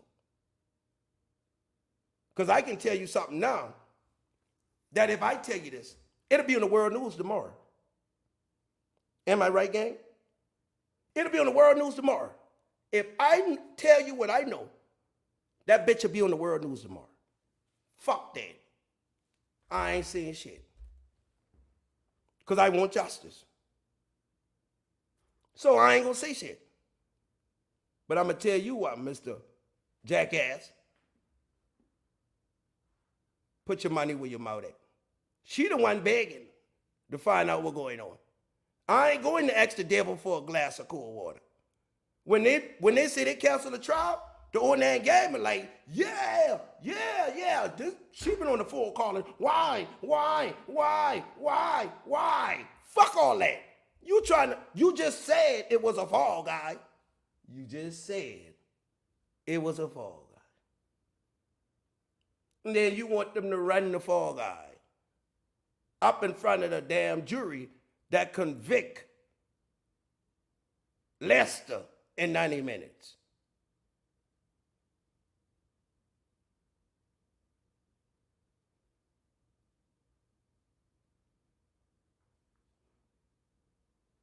Don't talk to me about no motherfucking Mia, because Mia ain't opened her motherfucking mouth for 3 years. It don't take you 3 years to stand up for your man. So get your dumb ass out my box. It don't take you 3 years to speak up for your family. It don't take you 3 years to advocate for justice. Don't take 3 years. I don't give a fuck what it was. If my baby mama going out like that, I'm in the front of 201. I'm at every court date. I'm going to tell the world, y'all promised me if I let go of Van Gogh, y'all say y'all been going to do this and y'all lie. I've been going to get on the fucking news and say it. Man, I fuck all that, man. I don't want to hear that shit. I don't want to hear that shit. It don't take you. Let me show you something. The motherfucking news people asked me a G, why you up here after 2 years? The news asked me a G, why you up here? After being so silent. Why you up here?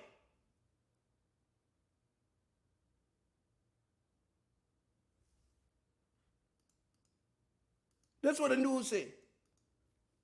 The girl asked me a G, why you up here? What you here for? Why your ass here? We don't want to hear shit. You tell the world Why? What? Well, all of a sudden, why now? You won't open your goddamn mouth. Come on, since you want to take up for a motherfucker. Hear this. Type of entertainment. We got songs. You worry about songs and shit getting made. You better worry about them crooked ass spoolies that done plant shit on that scene. Here you go. Reality TV show. What does justice for Young Dolph look like to you? It looks like the full truth coming to the forefront, not just a fall guy. A fall guy. So listen to this. Where did this new call for justice come from after being silent for the last 2 years? Get your ass out of here. Talking about me and G wants justice for a man. The fucking news just said, where does come from, little girl? Where does come from, little girl, after your ass done had a muzzle on your ass for 2 years? Where does come from, little girl? What you talking about, little girl? Why you up here, little girl? You done been quiet for 2 years. On there and over here, fighting, the gang fighting, the YouTube fighting, everybody fighting, and this motherfucker sitting back sipping martinis and shit in Africa. Don't y'all fuck with me, because I hurt y'all feelings. Don't talk to me about no motherfucking me and G.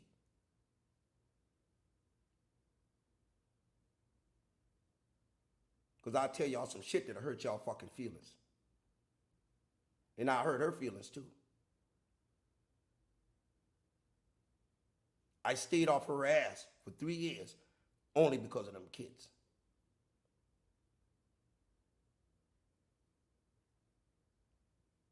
Don't fuck with me when it come to this Dolph case.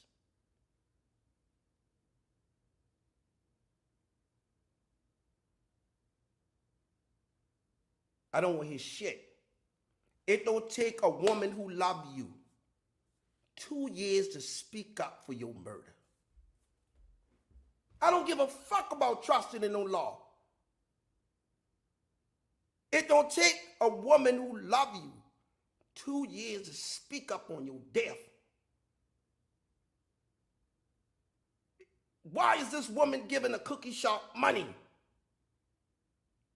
And the man ain't even on the floor 30 minutes.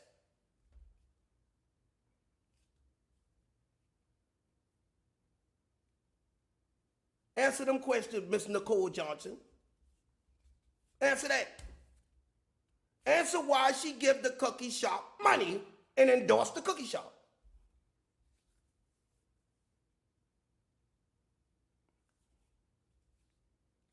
Your loved one get killed. And you wait 2 years to say anything about that shit. That ain't right. That's just not how feelings or a person reacts. 2 fucking years?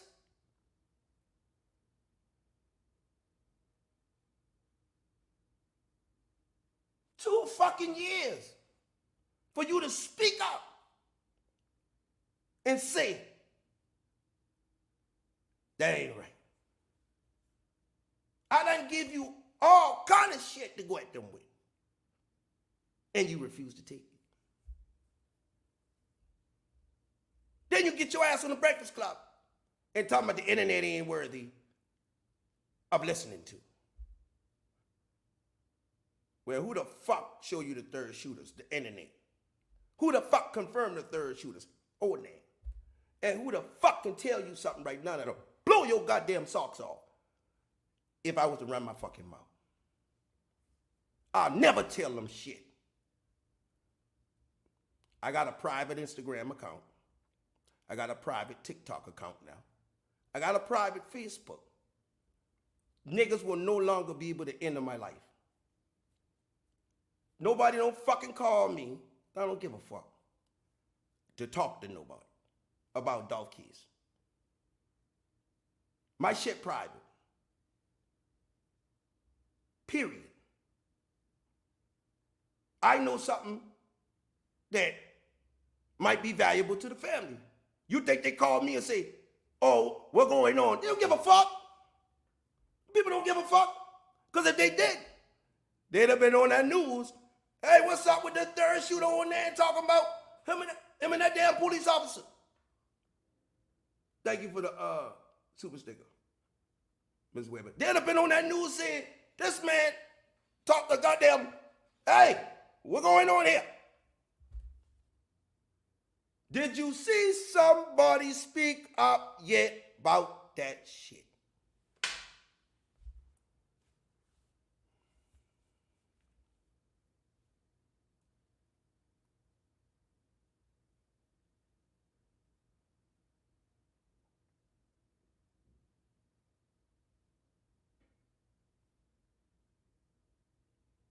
But she can call me and ask me where the house is at if I know where Dolph house is at. She could call me and ask me if I know where Dolph's house is at. But you can't call me and say who killed Dolph. Y'all better shut the fuck up before I air me ass out. Y'all better leave me the fuck alone before I air me ass out.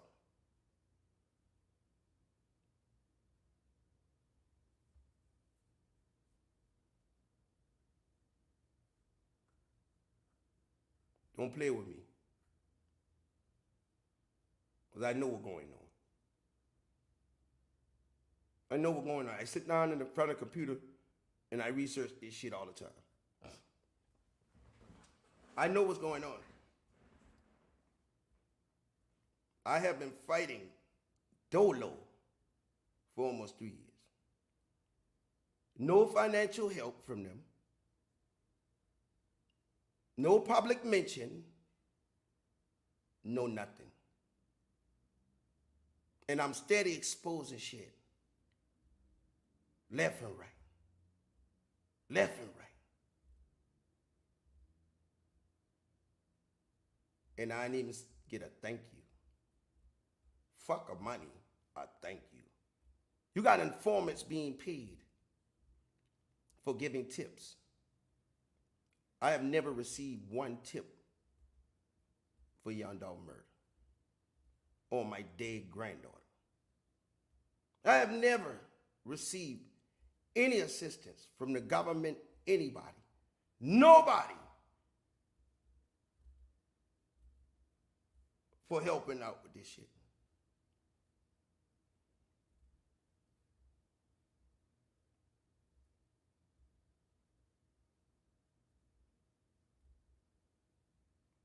So that's why after the day, we moving on. We moving on, gang. Our job is done now that I know what I know. Let them figure out the rest. Let her family and them figure out what's going on. We ain't gonna be no more support to that shit. I'll be damned if I'm gonna fight harder than the motherfucker who, you don't know him. I lay down with this man every night. You don't know him. Well, bitch, go ahead. Go ahead and fight. Go ahead and fight. Go ahead and get on the computer. Go ahead and find out what's going on. Go ahead and, go ahead. Oh, nah.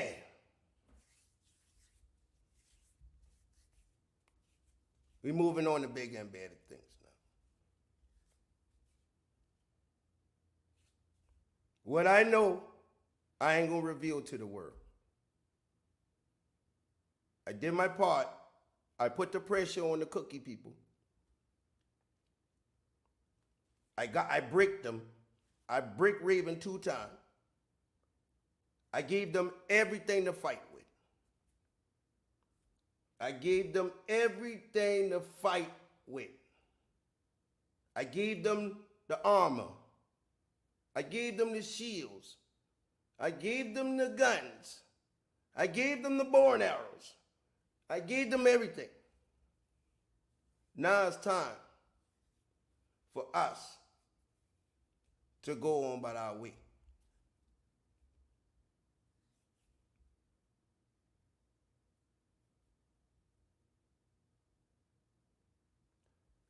They can handle it from here. I believe they can handle it from here. I sat down and thought about it all day. I say, they can handle it from here, man. They can handle it from here because we did what I'm proud of the job I did. I'm proud of what I've done. It's time to step away. Because it ain't no more. It's no use to fighting harder than the people who was benefiting from the actual person.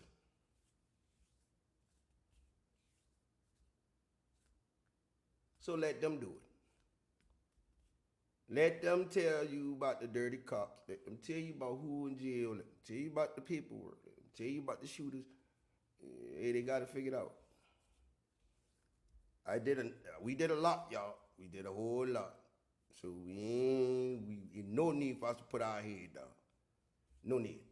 I block her ass on Instagram today. Mia J blocked. Don't fucking call me. I don't give a fuck. Do not look at my shit. I shut my Instagram down. I ain't got shit to talk about. It's over with. We did the job. We gave them everything. We pull the truck up to the front door and park that bitch and say, y'all do what y'all do. Man, I ain't gonna be around here working for, bitch, she hire a private attorney, a private detective. She got a PD on this shit. And all her private detective doing is watching my videos and reporting back to her. So if she can pay a private detective $100,000 for the last 2 years, then, let them do what they do, man. We out of this shit. You feel me? You out of this shit. We ain't about to be no fucking sucker for nobody. Let them do what they do. But we did everything up until this point. And I can't tell y'all what I know. Can't tell you what I know. But you're going to see everything that I say come to fruition. Everything that I said is going to come to fruition. It's coming. I promise y'all. I got proof. I got proof of this. I ain't just talking. I got proof of this. That this shit is going down. So I'm going to leave this alone. I'm going to leave it alone. And let them do what they do. We did it. We did our job. We pull a ship in. Let them people figure that shit out. Because I ain't, we ain't seen nothing else. We ain't give up. We accomplished our mission. We didn't give up. We accomplished our mission.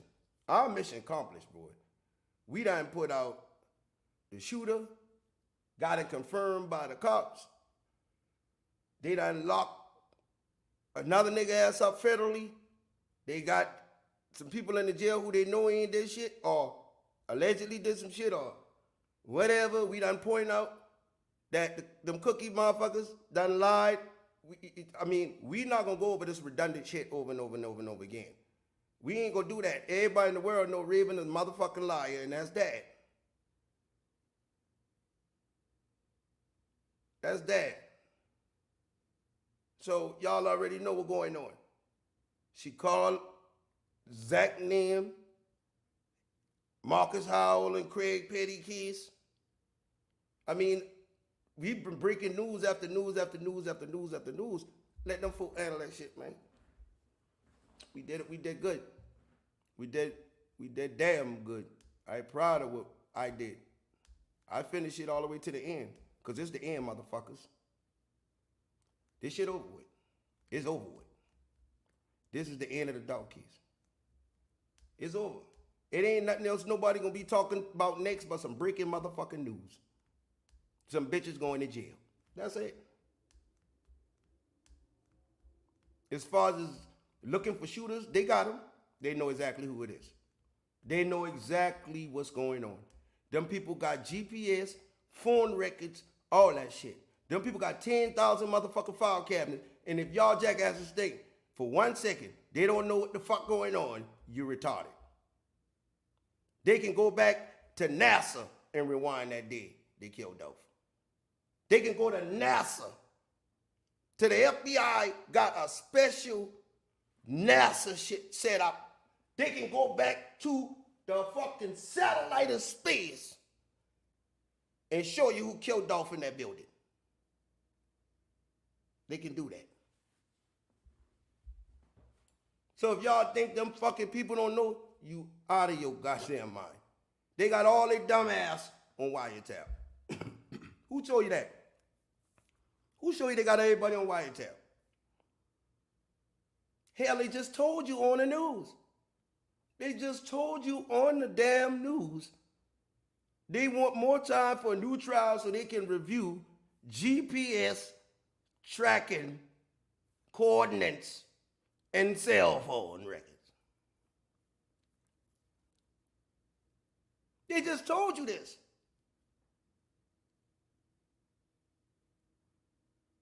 So what else is it to talk about? I call them the wiretap gang. And he's seeing people that think that they're going to have cops like, you know who, helping them because they got babies and they manage them people. Y'all in for a rude awakening. Y'all in for a rude awakening because them fucking police know about all their little crooked ass got something to do with that dope shit. They know. The first officer been on Dolph case, where he at now? Gone. The second officer that been on Dolph case, where he at? Gone.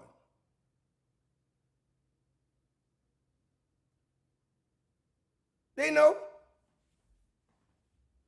They got Mia on tap, Key Glock, Daddy-O,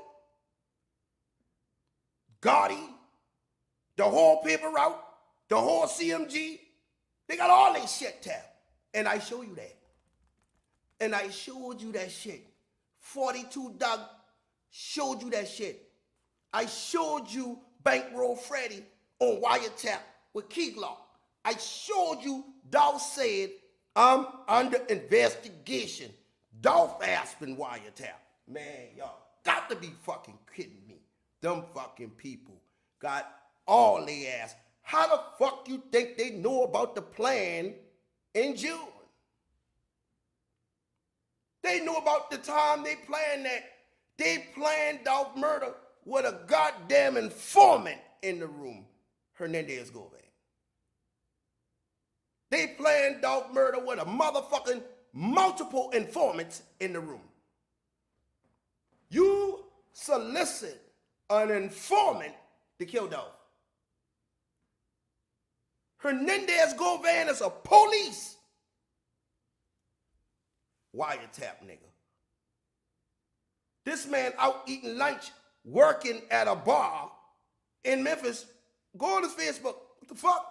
The nigga working, taking pictures, living his life right now like ain't nothing wrong. Juke done get his head blow off. Teasy done get his head blow off. Cortez done get his head blow off. Newski done get his head blow off. All these niggas done get their head blow off. And you got them flipping burgers and shit.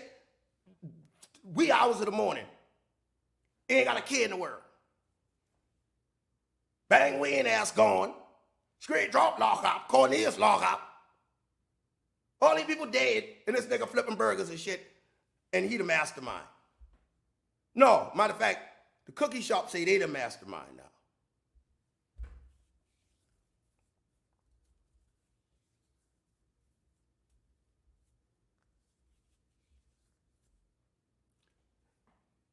Yo, let me speak to y'all one-on-one. This is something I want to talk to y'all about.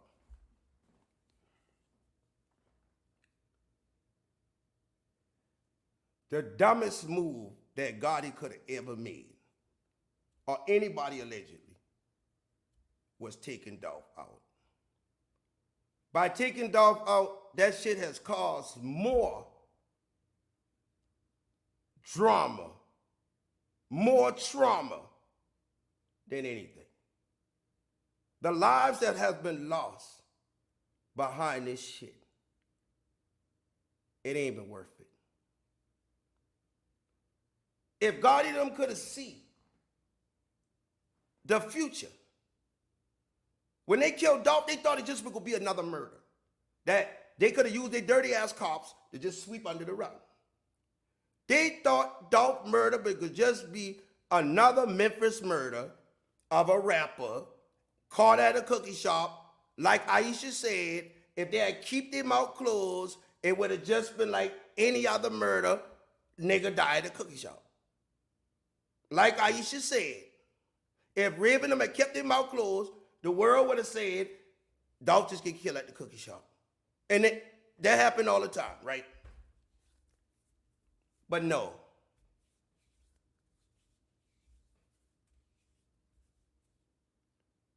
Them dummies,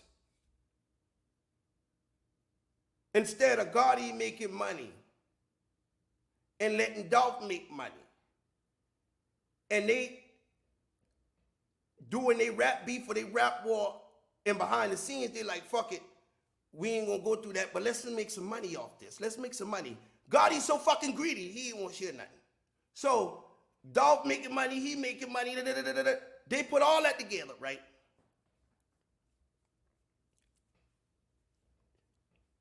One time in Charlotte, try to kill him. Another time in Charlotte, try to kill him. Try to kill him in Miami. Shoot him up in California. Then you finally get him on the 5th attempt in Memphis. You done been accused of trying to kill this man 5 times. And you wonder why the whole fucking world looking at CMG. Nigga, get the fuck out of here. If you ain't did it, bet you did it. So, let me tell you something. You done lose a brother behind this shit. Black youngster lose a brother behind this shit. Another brother, a fucking cousin, fucking, all these niggas done lost their life about this shit, bro.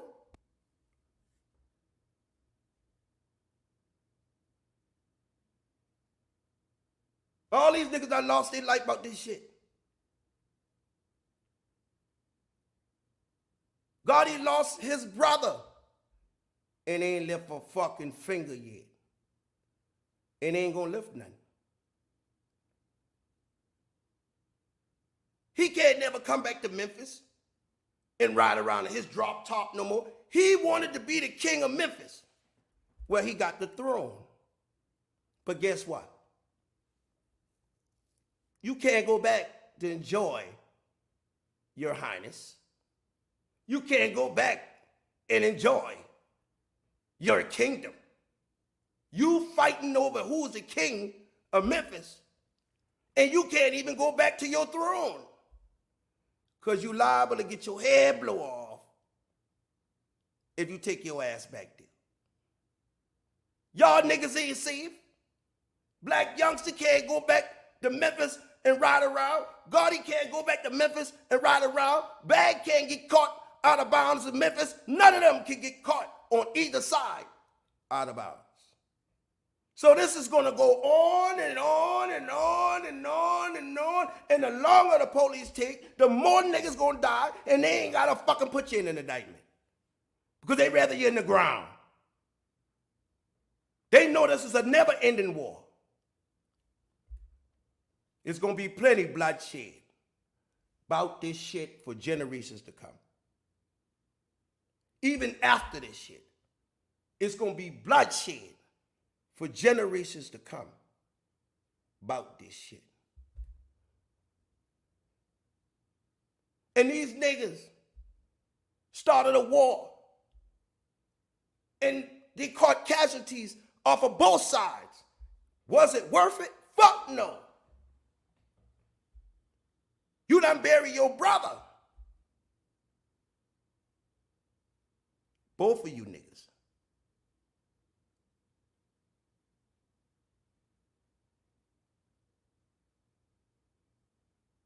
Whether somebody did it behind Dolph or not, calm as a bitch.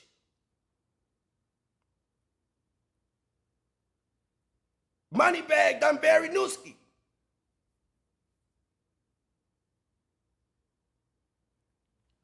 Cortez.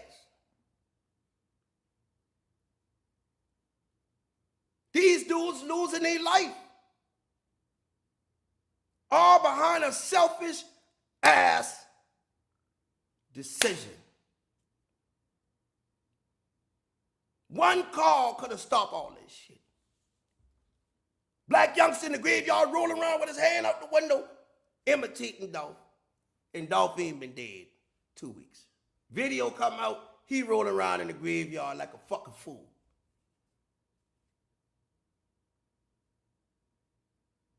You can't go riding around Memphis no more. What you gonna do? Y'all see how both of them been fighting for king of Memphis. And the white man telling me, but one king around y'all. And God, he laughed. Ha! He said, that's Elvis, not you niggas. They fighting over a throne that one ain't here no more, and one ain't gonna be able to enjoy it no more. God, he will not bring his ass back to Memphis with that bullshit, because he ain't gonna make it out there. And y'all know I ain't lying. They catch Gotti loafing in Memphis. Y'all know what it is. And that ain't no threat from me. I'm just saying, from what happens out there, that's going to be the reaction, bro. That's going to be the reaction. Them boys ain't going out like that. You got niggas on both sides hurt about this shit. You got people more hurt about Juke murder than if it was to been Gotti. People would have rather been the streets of Memphis accept Juke more than they accept Gotti. The streets was hurt behind Juke way more than they would have ever been hurt behind Gotti.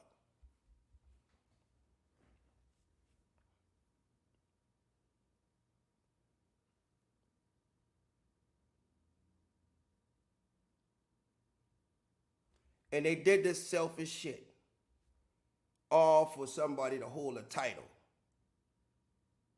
that none of them gonna be able to enjoy. Because at the end, they all lose. They all lose, and all they do is put all their fucking family in danger about that shit.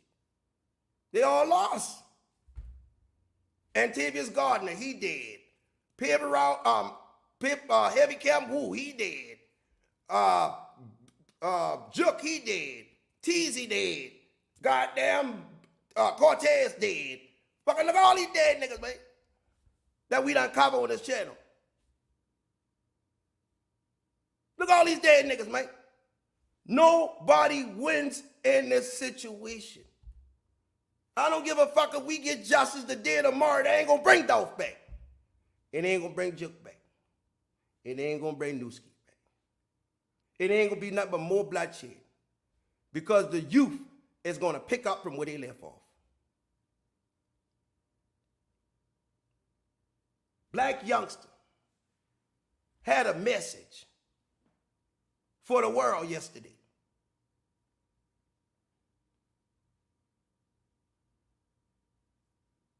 This poor boy feeling it. This poor boy feeling it. Because he done been betrayed. He has been betrayed. Father God, I've been betrayed. They say they treat me like a slave. This dude, black youngster, got a message. He's signing out right now. He's giving his message to the youth right now. And he's telling y'all it's over with right here. Black youngsters say, I got a message to the youth of America. No matter how much loyalty you show them, they gonna cross you. You can't pay for loyalty. Disloyal people think they're correct about everything. People who are loyal always admit when they're wrong. When you're a loyal person like me, you don't care if the next person becomes disloyal. Blah, blah, blah. Everything about loyalty. This man gave a message to the youth and told everybody, don't trust a nigga. It's over with for him. And he knows it because he knows what I know. So that's his words to the people.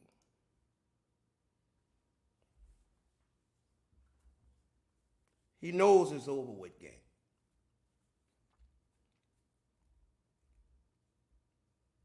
They know it. And when we get justice, it ain't gonna really matter because you can't bring them back.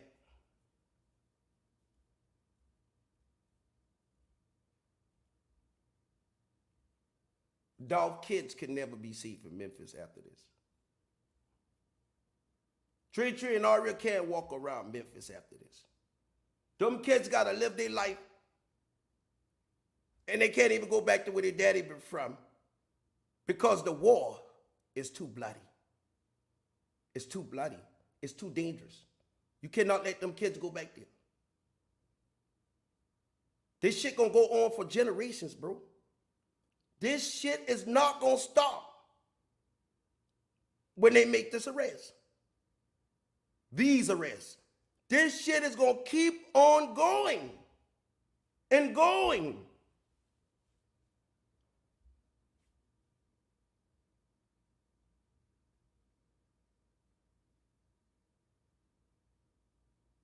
What is it for a man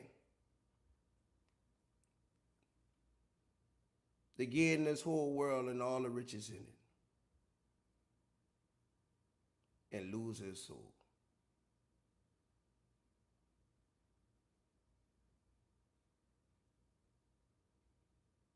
A fool and his money soon shall part.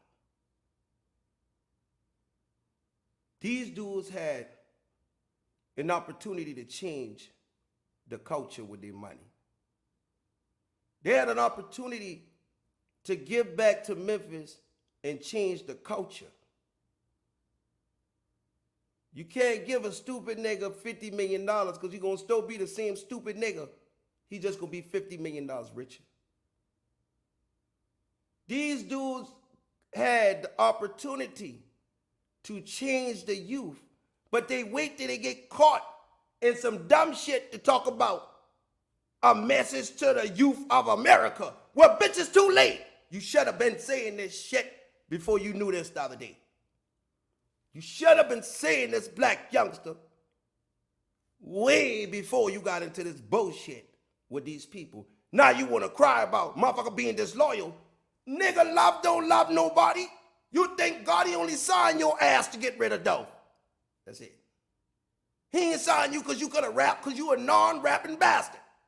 He signed your ass to be a do-boy and you took on the assignment. Now your ass done been betrayed. Now you want to cry.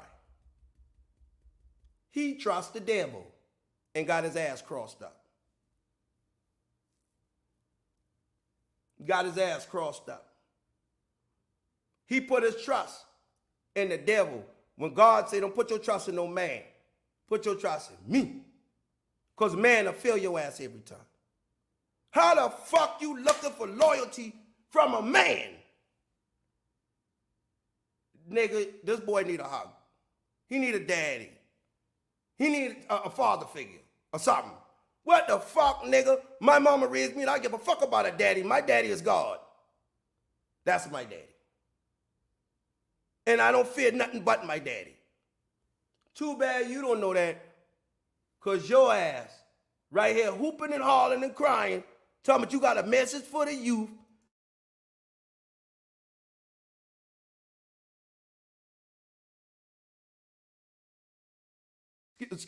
Well, I'm going to tell you something, sir. You want to talk about loyalty.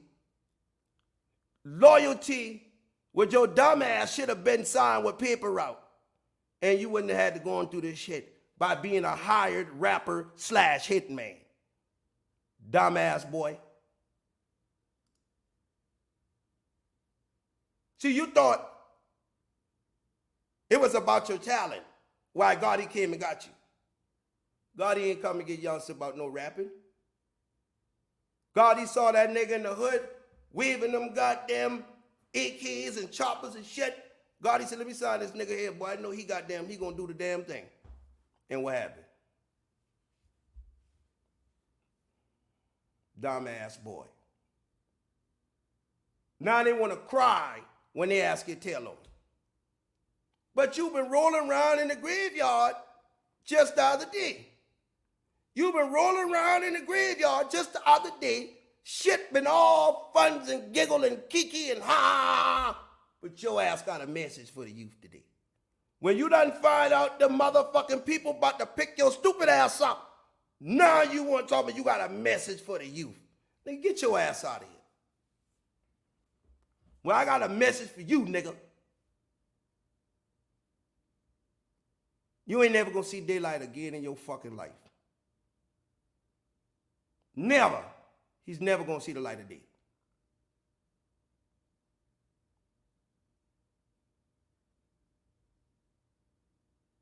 He is going in an eternal box in a jailhouse. Him and a lot more motherfuckers too.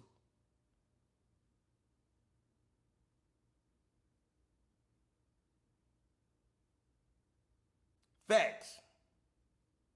Straight facts, homie. I wish I could show y'all right now. But I can't. I ain't gonna have the people put my ass in jail. So I'm gonna shut my fucking mouth. But I'm gonna tell you what. I'll bet y'all any amount of money, them bitch gone. Who wanna bet? Who wanna bet me? They gone. Sorry, nada. Memphis, we not worrying about this shit no more. They ass out of here. Facts, man. They gone, dog. They gone. They can use a dead man statement. So don't think just because y'all killed Jook, they can't use that. Bullshit. They using Jook statement on your ass. Don't worry about it. They gonna use it. Dead man statement just as good as a talking man.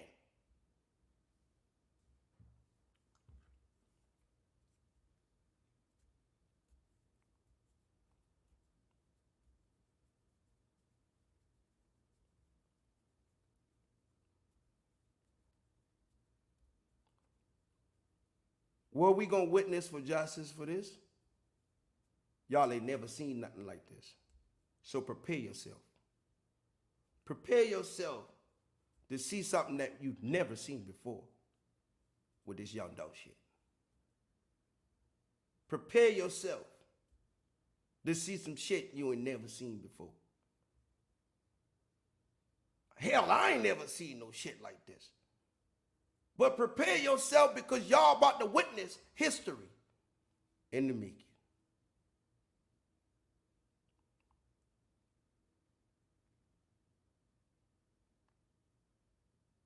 These niggas so dumb, they went on the White House property with cell phones in their pocket.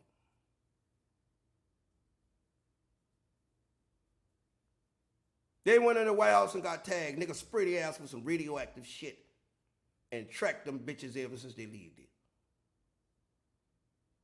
That's why I believe. Who the fuck goes in the vicinity of the CIA and your name Marcus Howard and Yo Gotti and Mia J and Moneybagg? What nigga you know bold enough to take? I don't give a fuck about no Biden. Biden, you can get the fuck out of here. You send me an invitation to the White House, I'm gonna tell you, keep that shit, nigga. I don't give a fuck. I don't want nothing to do with that. Nigga, I'm not coming to no White House, nigga. I don't give a damn. I ain't going to the White House. I ain't going to no Black House. I ain't going to no jailhouse. I ain't going to no roadhouse. I ain't going to no steakhouse. I ain't going to shit. Nigga, fuck you. You ain't said, nigga, no. Y'all niggas caught Bin Laden. Y'all niggas caught Osama Bin Laden. You think Onan ain't going near that White House? Bet you crazy. I don't give a damn. Y'all ain't about to goddamn feed me no goddamn radioactive chip in my stomach and motherfucker be done go back and suck my memory back to the murder. You crazy. Y'all fucking crazy. What nigga you know hot like that and go take their dumb ass to the White House? Man.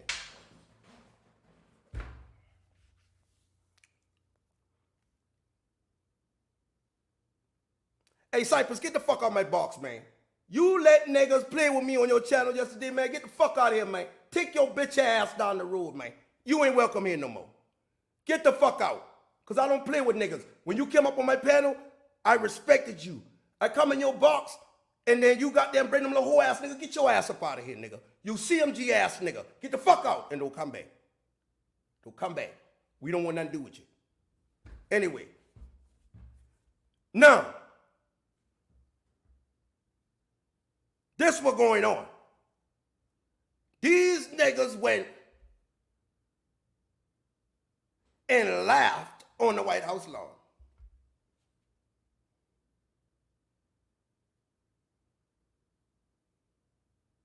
On the White House lawn. What real nigga you know gonna accept an invitation to the White House? Now, in the back of my mind, I thinking these people looking at me for this murder, right? Even though the whole world saying I got something to do with this, right? So I'm gonna go on the White House lawn and I'm gonna go chill with the president 2 times. After the fact that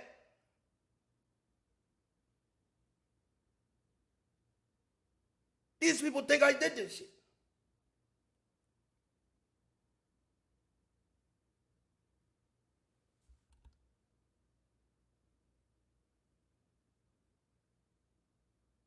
You can't give me.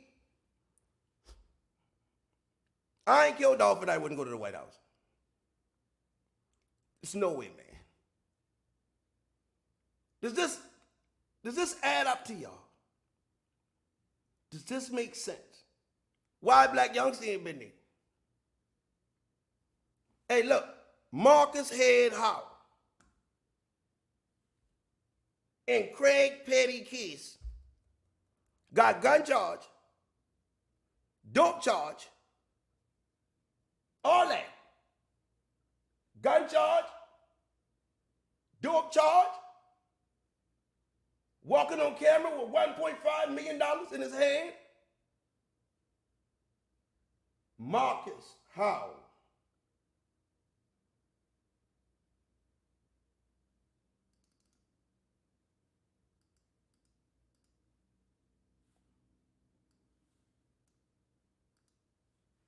And you go do this shit here, right here?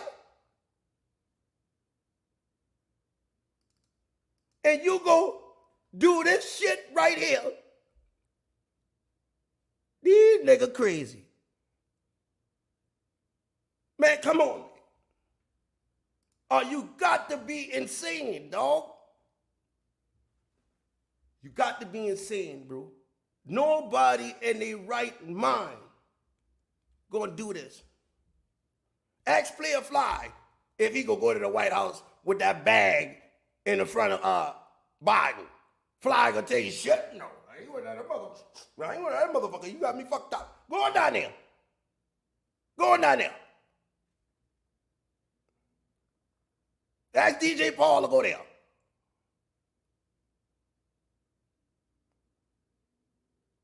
Who the fuck? Y'all, these people got thugs with them. Look at the boy holding the umbrella.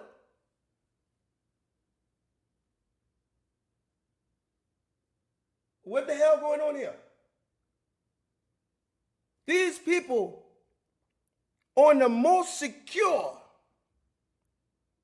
land in the world, fuck on the face of the earth, these niggas is walking on the top of the matrix right now. These niggas is on the most secure spot on the face of the earth.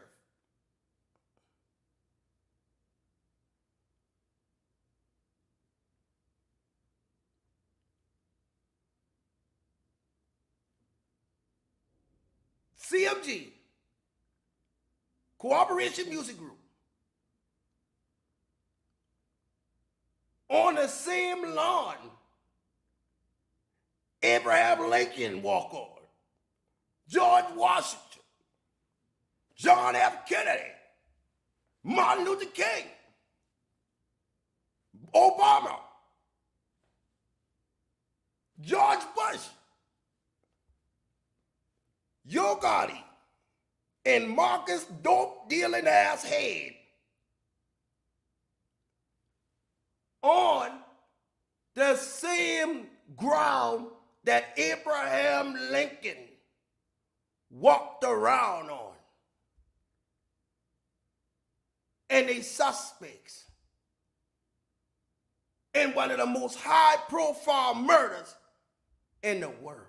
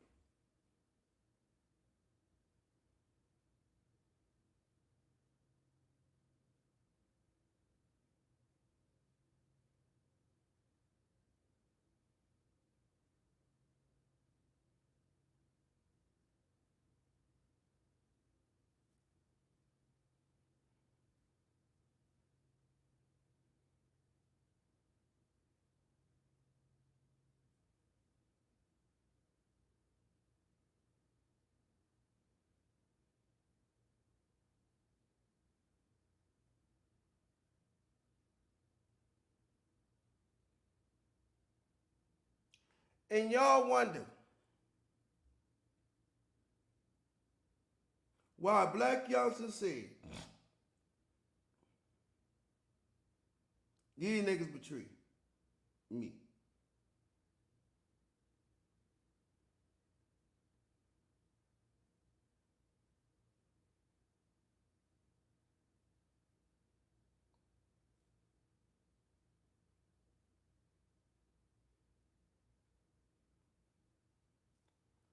Hell, me and Jay going in right after them. Now, why are you at the White House, Mia? And I asked you and you said, oh, I gonna explain, and then I make her explain the next day.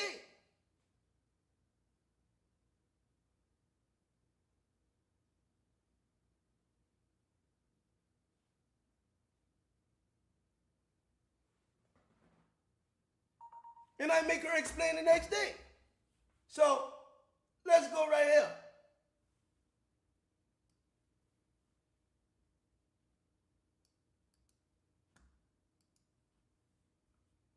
These people,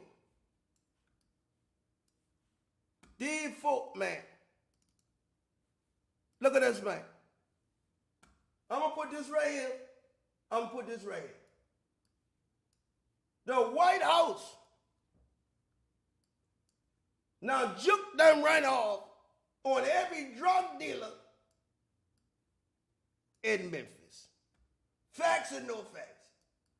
They the run off kings, right? The man got a letter from the White House. Gotti.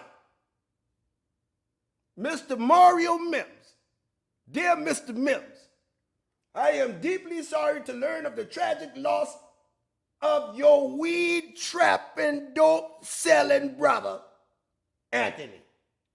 No one should have known the pain of losing a loved one, especially due to senseless gun violence. Although there are no words to ease the pain, please know that you are in the White House prayers.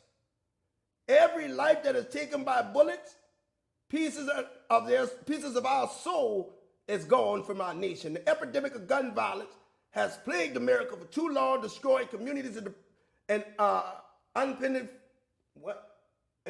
families, whatever. You pending families.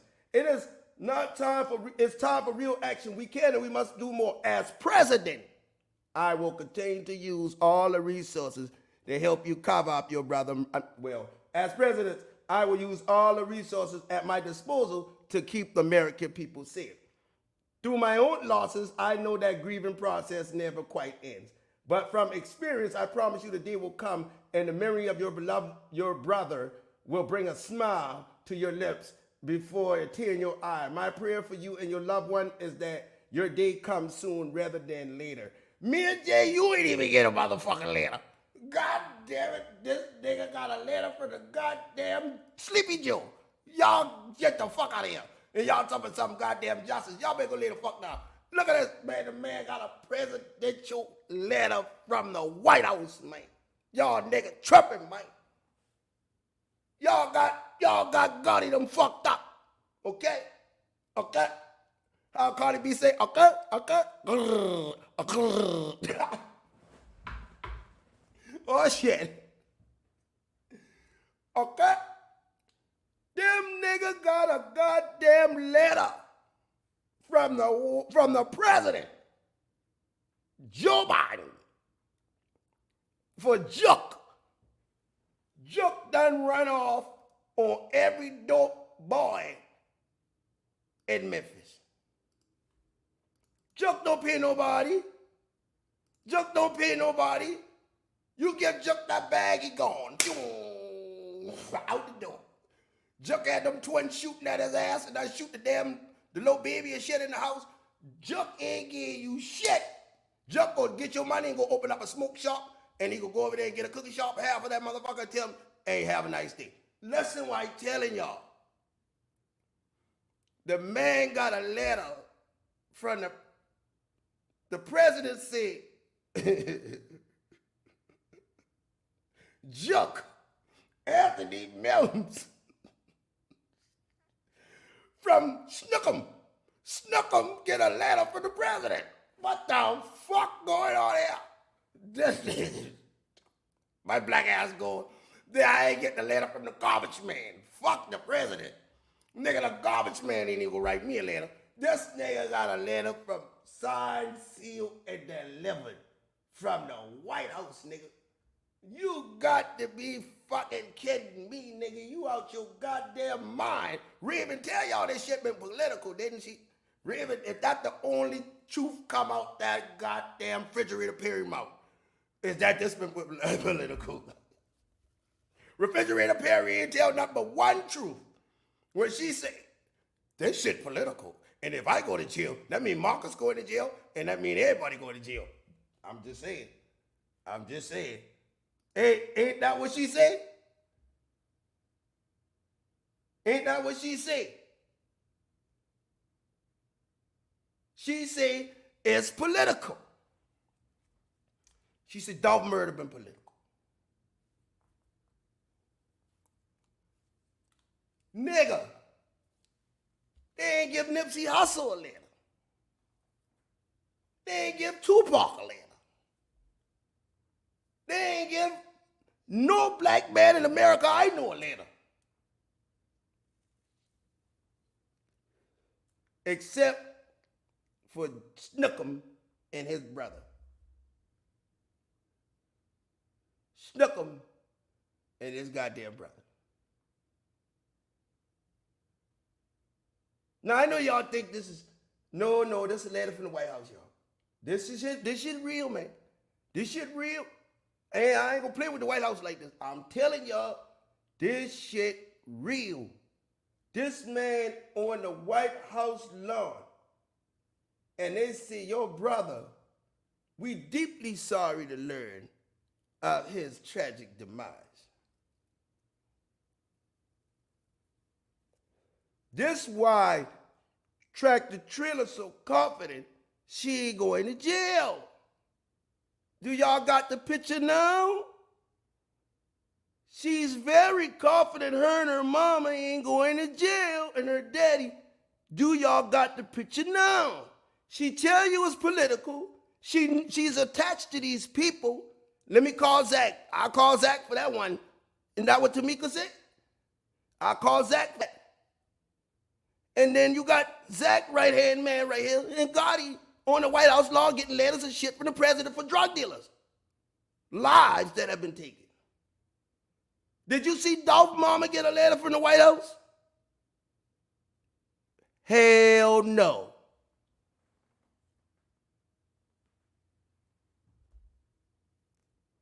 Well, what about that pipeline? What about that pipeline that's supposed to be running through Memphis? Shit, them niggas getting invitations and all kind of shit going on.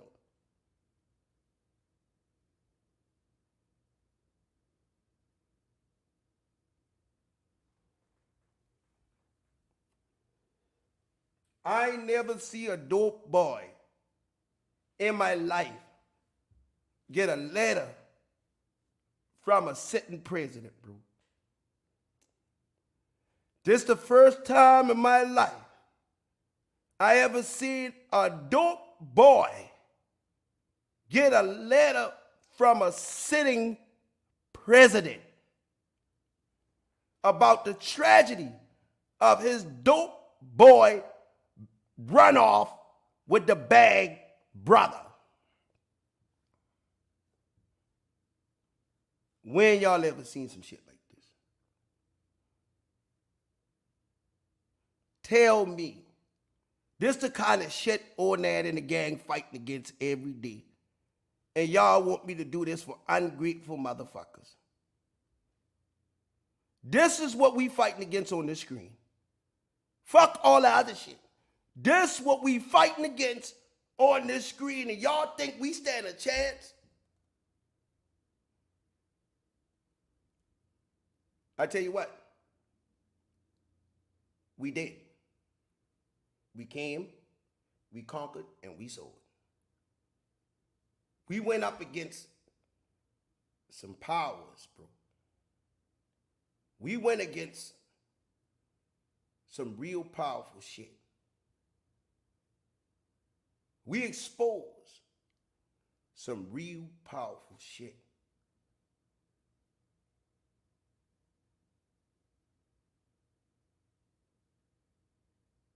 It's fucking 3 o'clock in the morning. People got to go to work tomorrow.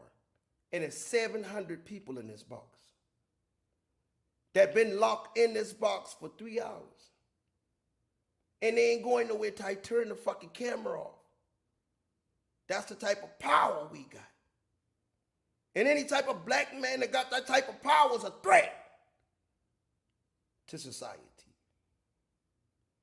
Because when they figure that the masses will listen, that 700 number can turn into 70,000, 80,000, 21,000, 210,000, 70 million.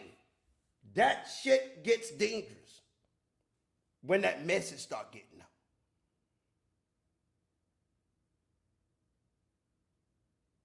When a black man got power to show you the truth and put his life on the line about that shit.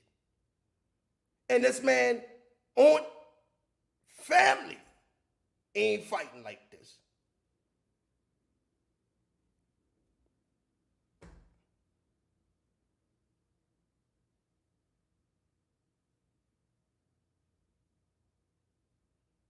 The blogger asked me, why you care and his own family don't care?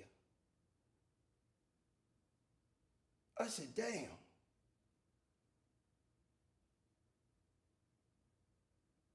It made me think. He said, nigga, do you understand what's going on here?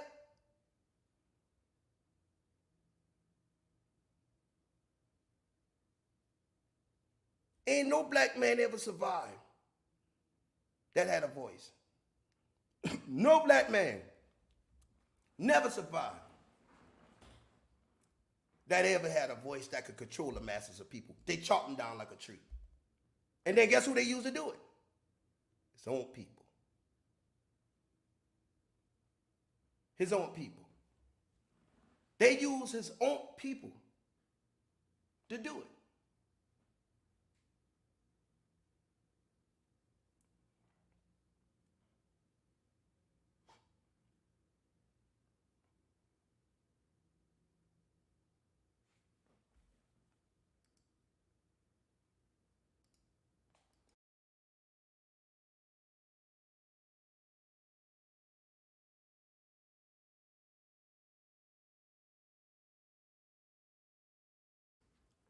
So, my people gonna be my most dangerous weapon. My people gonna be the most dangerous weapon against me. And I understand this. And I accept this. I accept my feet. I accept my fate, I accept it, homie. Because I know at the end of the day, Negroes ain't shit. Period. Motherfuckers sell you out as fast as you walk through the door. No matter how much good you do in this world, you will never be appreciated till you dead and gone. You're nobody till somebody kills you.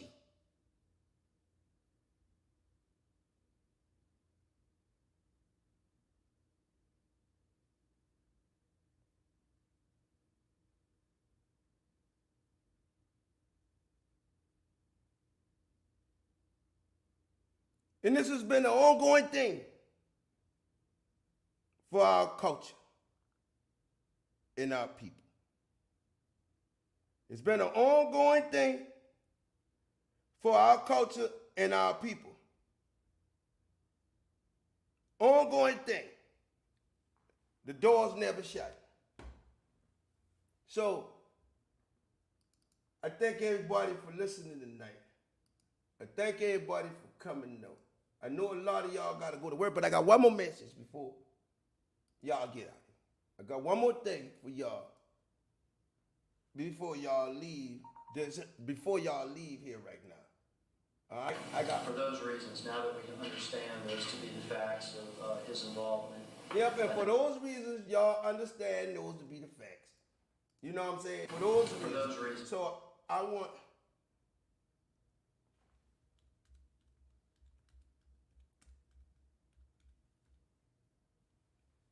I want all of y'all right now to bear with me, man. And this is how I feel. Every day I wake up, this is how Onan feels. And I ain't gonna say it's a good thing, and I ain't gonna say it's a bad thing. But, man,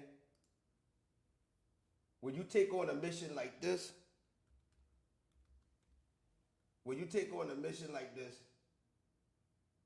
you gotta be built for this shit. Ford tough, built for this shit.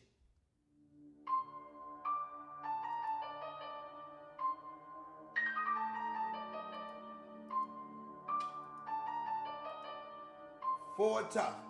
Now Jesus had 12 disciples, and he said, I got 12 of you, but one of you is what? A devil. An envious person is the worst kind of person because they will kill you, they will betray you into the hands of your enemy. To see you I love y'all, man. We out. in an uncomfortable position because they hate you not because you're bad, but they hate you for being who and what you are because they want to be that themselves. And they're not happy with you being that. They want that for themselves and they want to take it from you. And if they can't take it from you, they will kill you so that you cannot exhibit that quality. Now Jesus had 12 disciples. And he said, I got 12 of you, but one of you is what? A devil. An envious person is the worst kind of person because they will kill you, they will betray 666 on the board. into Let's the go. hands of to see you in an uncomfortable position because they hate you not because you're bad, but they hate you for being who and what you are because they want to be that themselves. And they're not happy with you being that. They want that for themselves and they want to take it from you. And if they can't take it from you, they will kill you so that you cannot exhibit that quality. Now Jesus had 12 disciples. And he said, I got 12 of you, but one of you is what? Go betray me. A devil. An envious person is the worst kind of person because they will kill you, they will betray you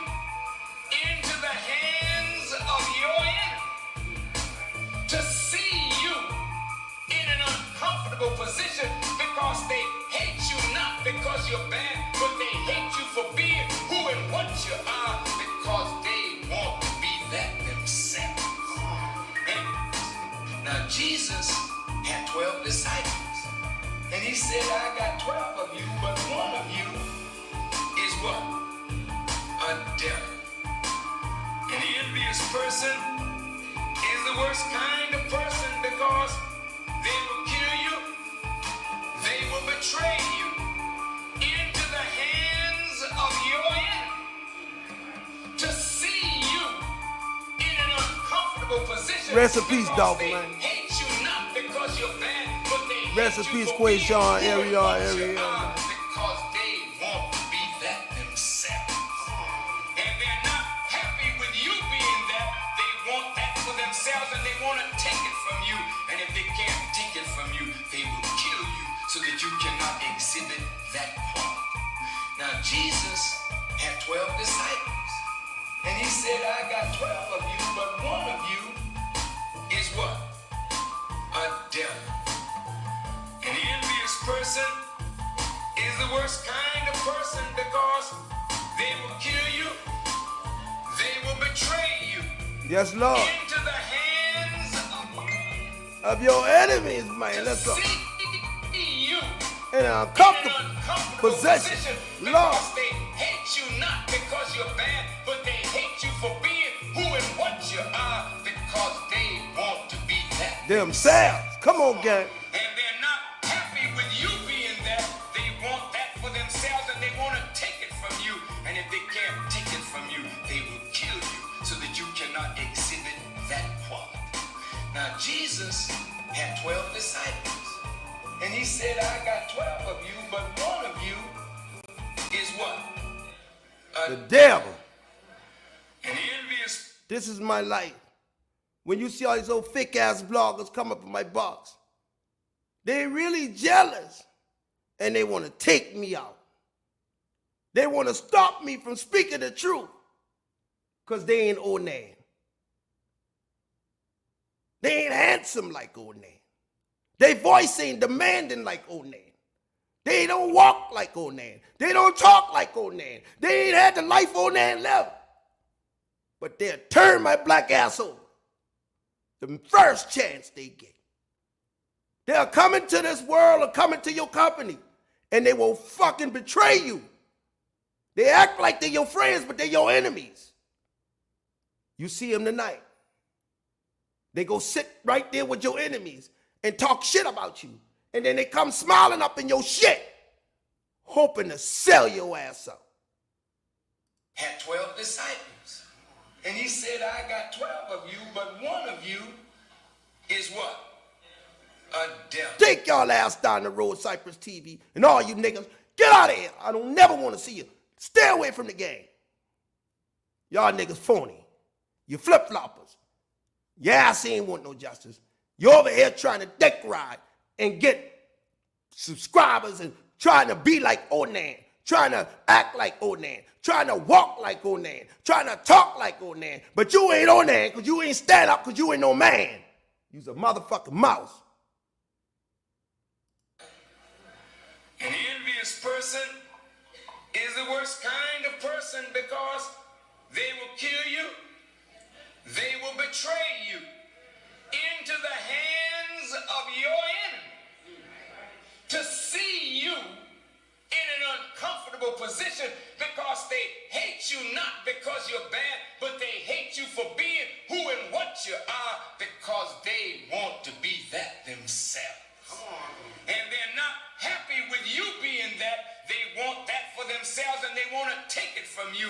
And if they can't take it from you, they will kill you so that you cannot exhibit that quality.